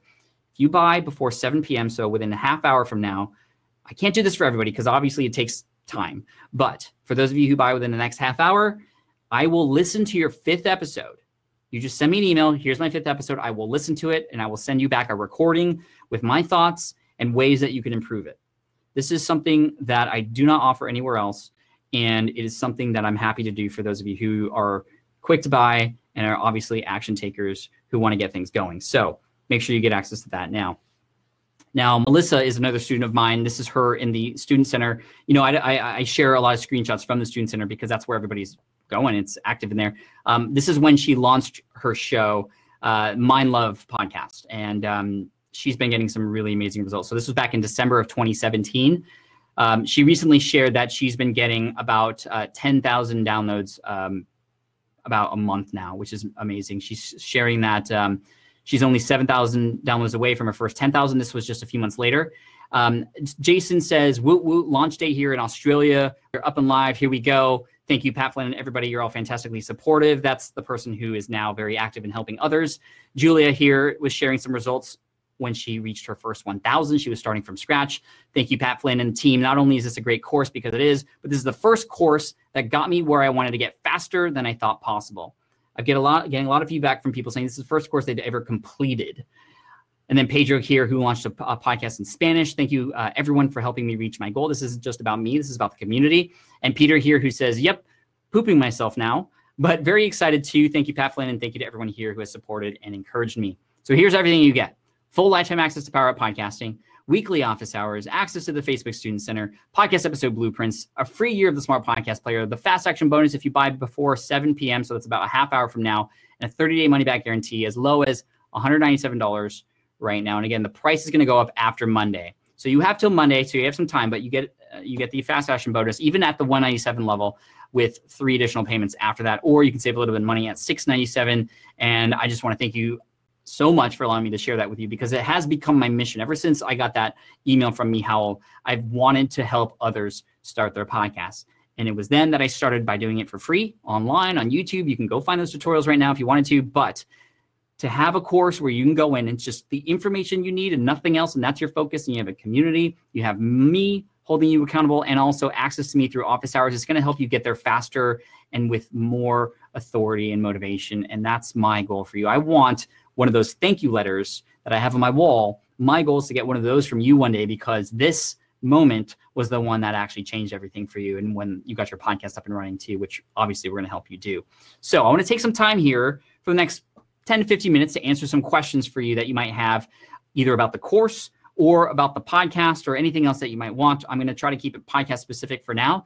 And obviously, if you have any questions about the course, let me know. It is always being continually updated. And there's some cool happenings right now in the world of Alexa and Spotify right now that I'm creating to kind of release to the students very shortly. But it's one of my favorite things to do. And I just hope that you'll be a part of it too. Okay. How to launch a season, says Brenda. So I will be starring questions as they come in. And if I miss your question, feel free to keep asking them. We'll have a little office hour like session here. This is what it might be like. But I'm going to take a few of these questions right now. And cool. So I'm going to find these questions. All right. Is there a better day of the week to release your episode? I'm targeting 18 to 25-year-olds. There are days that are better than others.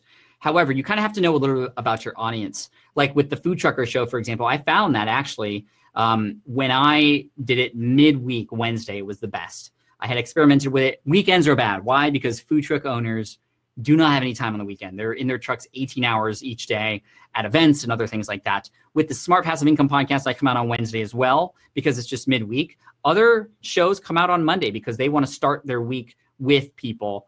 Other people do it on the weekends because it's more of a weekender type.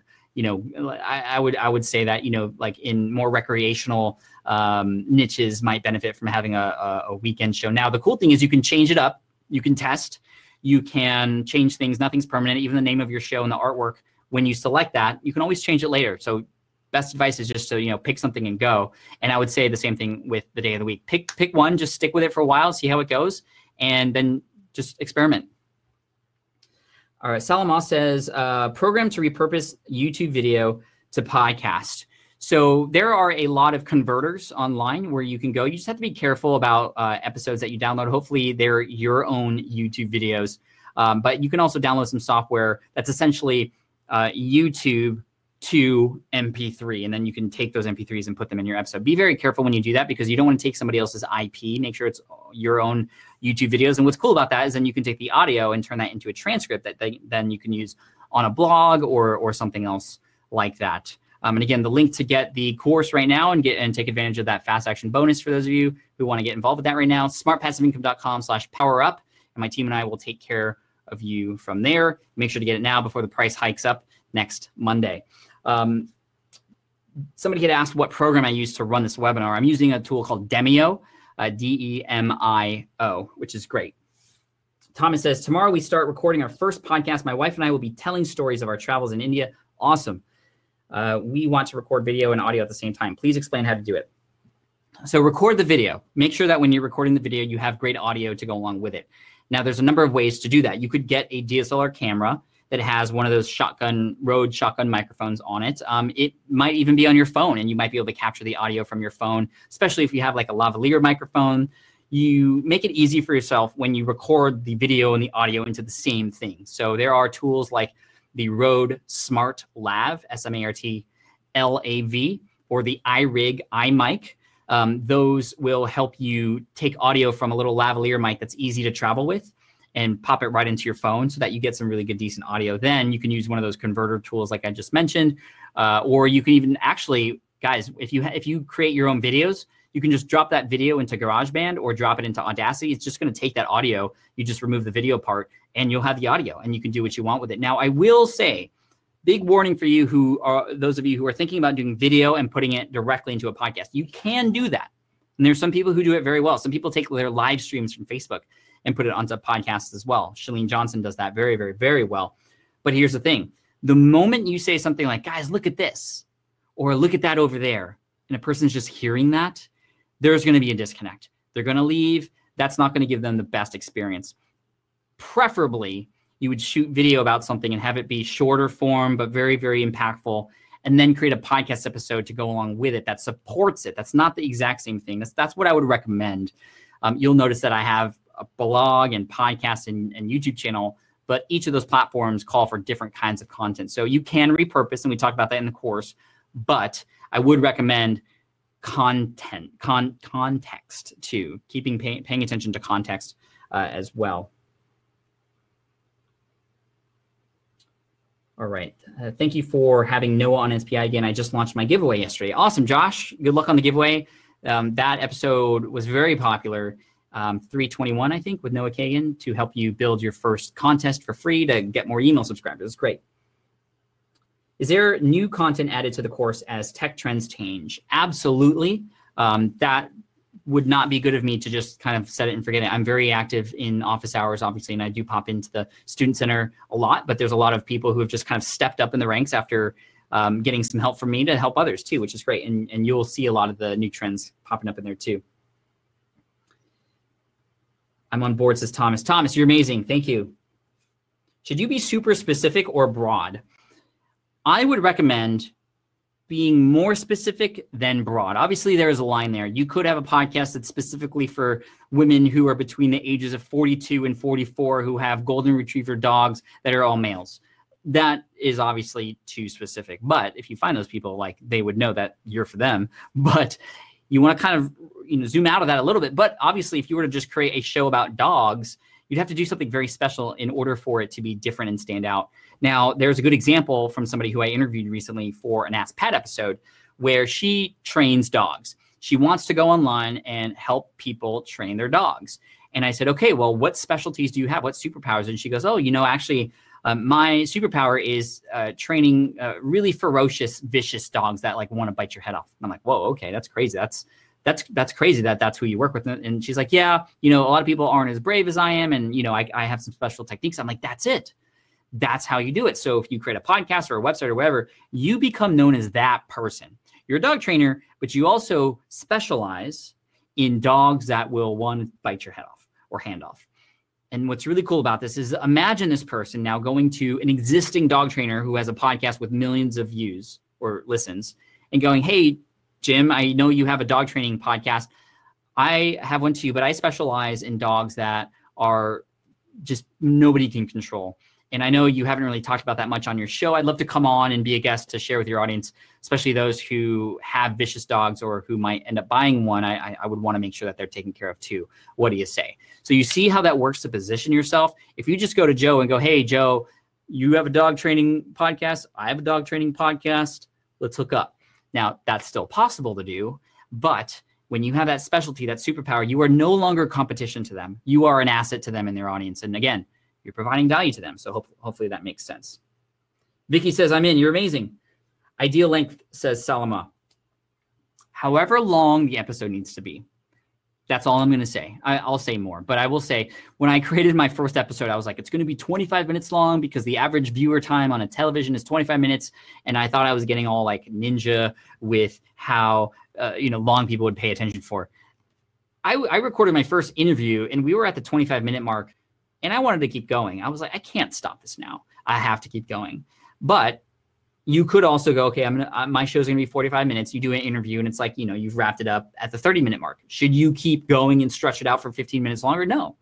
So I would say that try to stay within a certain time period, but don't try to get exact, because when you do that, you're either gonna add more fluff to fill in time or remove the ability to get really deep into things. So however long it needs to be. There are shows that are very successful that are 5 minutes long.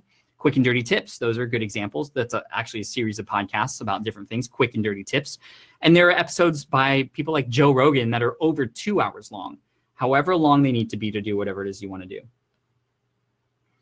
Aziz is asking, is a website required? No, you could, I'm saying it is. Technically, it is not required to have a website. Why? Because when you work with a server like Libsyn, which you'll learn about in the course, or Buzzsprout, which gives you a link, that link is your magic link that you need to tattoo on your forehead that you then give to iTunes, to Stitcher, to Google Play. That's what drives this whole thing. You don't actually upload an MP3 file to iTunes and then an MP3 file to Stitcher and then an MP3 file to the other ones. You actually upload them to a single source, and that source gives you a link. The link is what you then give to the directories. And those directories go, hey, has there been any new episodes today? Oh, there has been. Okay, now I'm going to display it. And I'm going to send it out to all the subscribers who have subscribed to the show. And that's how it works. So that's why when you set it up in the beginning, a lot of all that stuff is already taken care of. You just have to upload new content to the server and you're good. Should you have a website, though? I would recommend yes, because it becomes a home and a place to invite people back to, right? It becomes a place where people can click on things and take action and subscribe to your email list and all those things. It's a place where show notes can exist. Technically, you don't need a website. I would recommend having it because you want a home base that you can control outside of audio land.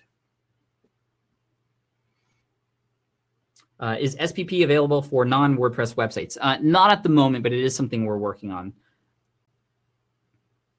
Yay, I'm in, says Diana. Thank you. Awesome, Diana. I can't wait to hear about your show. What do you think of Hindenburg Pro for audio editing and recording? Is 10 minutes long enough? 10 minutes is great, as long as it does what you want it to do. Sorry, had a little something in my throat. In terms of that editing software, honestly, you can use any editing software that you're comfortable with, as long as it gives you an MP3 file that sounds great on the other end. A big tip for all of you who are starting out, when you get involved with beginning to record, make some test recordings. Then plug in your earbuds and listen to them. It's going to sound different than when you hear it out of your audio in your computer. Plug in your earbuds. That's likely what the experience is going to be like for a listener. Then you tweak from there before you actually start, getting serious about your recording real episodes. Record some test ones. Get a feel for the microphone and what it might be like. Brendan says, I have 18 episodes in the can. How do I launch as season 1? There's a number of ways to do that. When you set up, and this is taught in the course, when you go into your Libsyn account, if you choose to use Libsyn or Buzzsprout or any of the ones that are updated, you can choose whether or not you want your show to be in seasons or just chronological order. Now, when you select seasons, you get to pick when you upload your episodes what season and what episode it is. And then when you switch to season 2, it just displays that for people who have iOS 11 or more. Now, the issue with that is most people, maybe most have iOS 11, but for the people who haven't upgraded to the latest iTunes yet, they're not going to see that. But it's really up to you. If you have 18 episodes in the can, you can make the first season 18 episodes. I know a person who created 50 episodes and was like, you know what? I want to take a break, but I want to come back, but I don't want people to get upset. So I'm just going to say, hey, we just finished season 1 after 50 episodes. Okay, great. And they took a break. They created more episodes. And then I think season 2 was like just 12 episodes. Season 3 was 12 episodes. They discovered later on that they wanted to do seasons and then just made it that after that. And it's up to you whether or not you want to say that on the episode as well. Do you have one price to get access to all of your courses? Interesting, Frank. I haven't considered that, but we've been so locked in on all these courses individually. I haven't really thought about an all access thing. We are creating more courses down the road, and we do offer discounts for people who are already in some of my courses to go to the other ones. But I'll discuss that with my team, Frank. But no, not currently, but we do offer discounts for people to get into other courses. Promo code needed. No, unless you are in one of my courses already, shoot me an email. If you shoot me an email and you're in Smart from Scratch or 123 affiliate marketing, not BYOB, but in one of my other premium courses, we'll hook you up with $100 off. So you'll even get $100 off this one if you are already in one of my courses. Mark says, what are some ways a new podcaster might entice a bigger name to become a guest? Here's the trick, Mark. Become that person's best student. This is what Brian Harris calls the poster boy formula. That is, you are this big name. You do something that they teach, and you do it very well. You try to become the best person to ever do it. And then you go to them and you say, hey, I took your advice and I did this. Thank you. Can I invite you on my show to talk about this? Because now this person wants to help you because they've already helped you. There's a relationship there. You've gotten something from it. It's also a great way for you to become somebody who they might share. This is very common. This is how Brian Harris got in front of the AppSumo audience by Noah Kagan. This is how many people get in front of other audiences. This is how Melissa Monti and all the people that I mentioned in this podcasting webinar, they became my best students, right? And of course, I'm sharing them now. So you can become a great student for them and then start that relationship from there. Charles says, been on the radio for 20 years. Do you have a course for just a marketing part? I do not, because even as you've come from the broadcasting world, there are likely some things that are after the first few lessons that are going to be really helpful for you to set up and get things going in this world of podcasting. But there will be an advanced course coming out later, and obviously everybody who's going to be in this beginner course will get severely discounted for that, which is great. But that's coming out later. We decided to wait on that until next year. So Charles, maybe that's the time at which we could start to have that conversation again for you when the advanced course comes out with a lot more heavy duty strategies for the marketing part of it. But when you're starting out, you don't need any of that stuff because you need these foundational things, and you will get found for sure. If I don't have a topic yet, should I still buy? You can buy if you want to get in at the lower price, right? But if you need some help with the topic, I would also recommend picking up Will It Fly so that you can understand what topic or niche you want to get into. I would also just play some thought experiments with yourself as you go through the day. Just go, okay, if I were to create a podcast about this interest I have, what might that be like? What might my episodes be about? Who might I connect with? What about this topic? Can I imagine myself doing it that way? Here's the exercise for you that I teach in Will It Fly. I'm just going to give it to you. Write down on Post-it notes all the ideas you have for different kinds of shows that you can create. Use smaller Post-it notes or different colors in kind of a surrounding of those main topics, come up with different content pieces that relate to that thing. You're going to find that it's going to be hard for some and easier for others. Then you're going to be able to remove the ones that you don't want. You're going to be able to start to add more to other ones, and you'll start to see that maybe one or two might pop up out of that brain dump exercise that you might want to get involved with. So guys, we got 7 more minutes until the offer for the fast track bonus, the fast action bonus goes away. And we'll just answer questions till the top of the hour here anyway.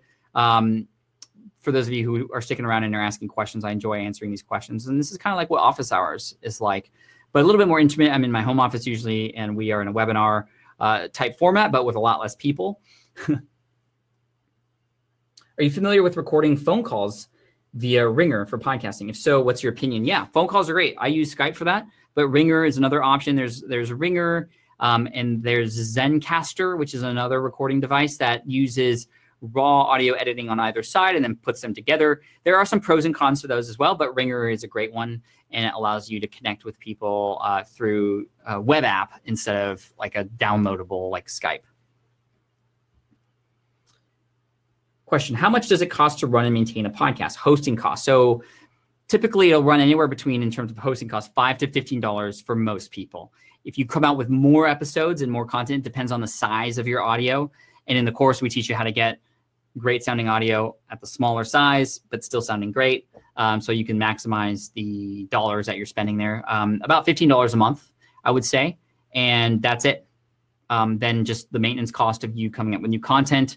And obviously there's marketing that you could also add cost to if you wanted to. But I like to teach courses. If you've never been in one of my courses, you'll see that all of my courses teach you how to do things so that you don't have to ever spend any more money than you have to. I know a lot of courses that I've subscribed to have forced me to pay $2,000 to $3,000 more beyond the price of the course to actually get the results that I need. And that's not what you need, and that's not what you should need. I would be dishonest with you if I made you do that. Focused on podcasts to begin with or multiple social media channels? I would say multiple anything to start out with is not a good idea. I would say pick one channel to either share your message on or broadcast, so podcast, and then pick one social media channel to be like your home base. Then once you get that, you get a little bit of a following there, a little bit of a following on a podcast. Then that allows you to start to kind of like that crane from Toy Story, like the claw, pick up a bunch of those people and move them to the next spot, and then pick up a bunch of those people and move them to the next spot.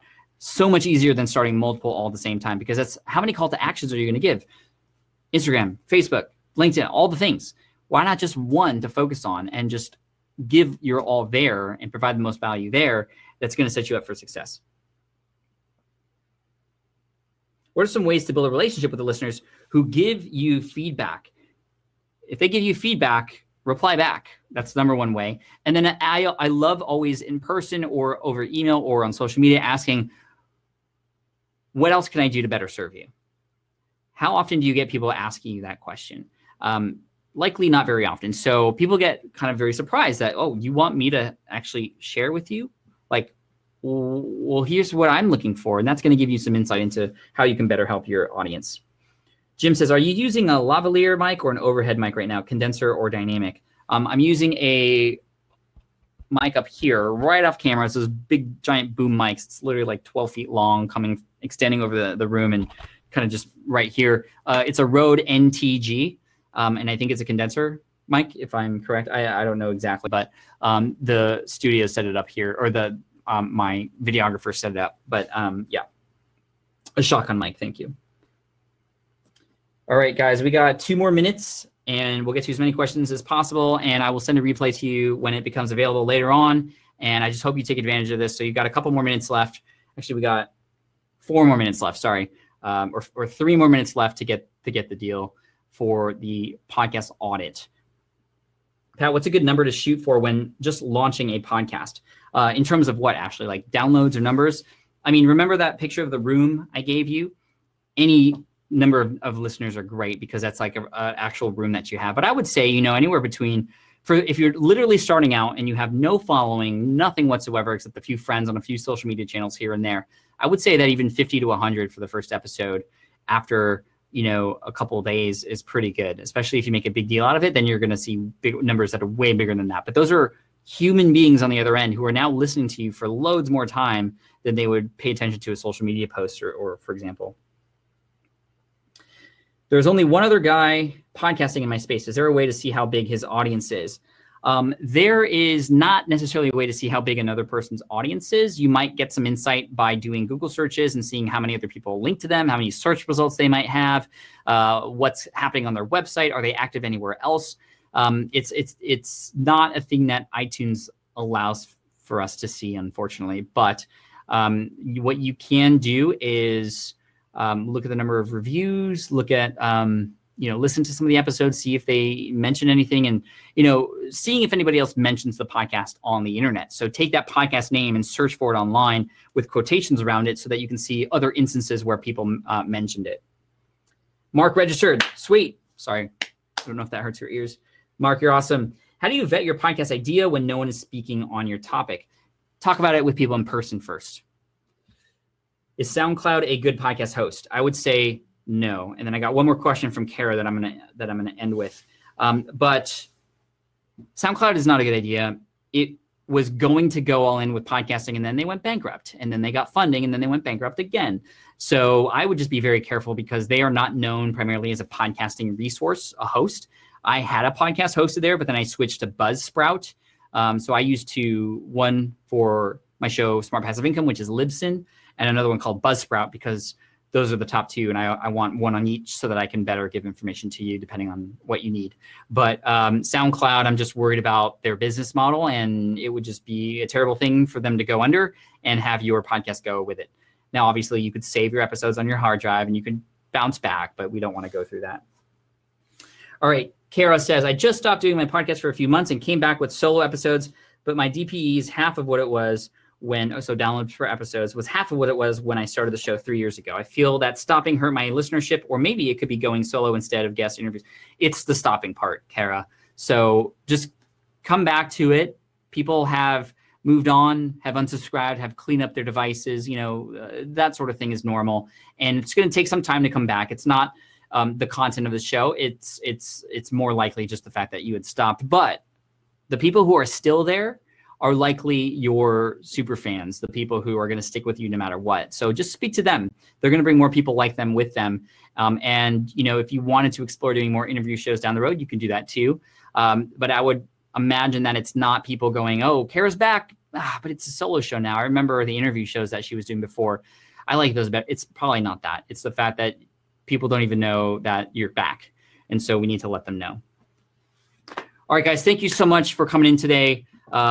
We are at the top of the hour, so I guess just for the last few moments here before I sign off, you have a couple more seconds here. But I want to thank you so much for paying attention, sticking with me today, and for trusting me to help serve you. Hopefully, you, by getting a glimpse of the kinds of things we teach in the online course, you'll dive in deeper and get that show up and running in no time. We've had people finish the course in less than 3 weeks and get a show up and running. We've had people who have been around and bought it a year ago who now finally have the time to do it, which is fine too. So I want to encourage you to block time in your schedule when you get in there, hit the play button on that welcome video, and then you're off to the races. Try to dedicate a little bit of time each day, even if it's a few minutes. Some of the videos will range anywhere between 3 minutes long to sometimes 15 minutes long to help you along the way. But every lesson builds on the next, and it can help you find success that way. So I want to thank you again so much for being on here. I appreciate you. Hope you enjoyed the webinar. Tell me what you thought of the webinar before I go. I want to share some, just want to get a feel for how you thought the webinar went. I just want to make sure you guys got some value. So even if you're not ready to go down the course route yet, that's totally fine. I want to serve you. I'm here to help. All right, let me stop sharing the screen.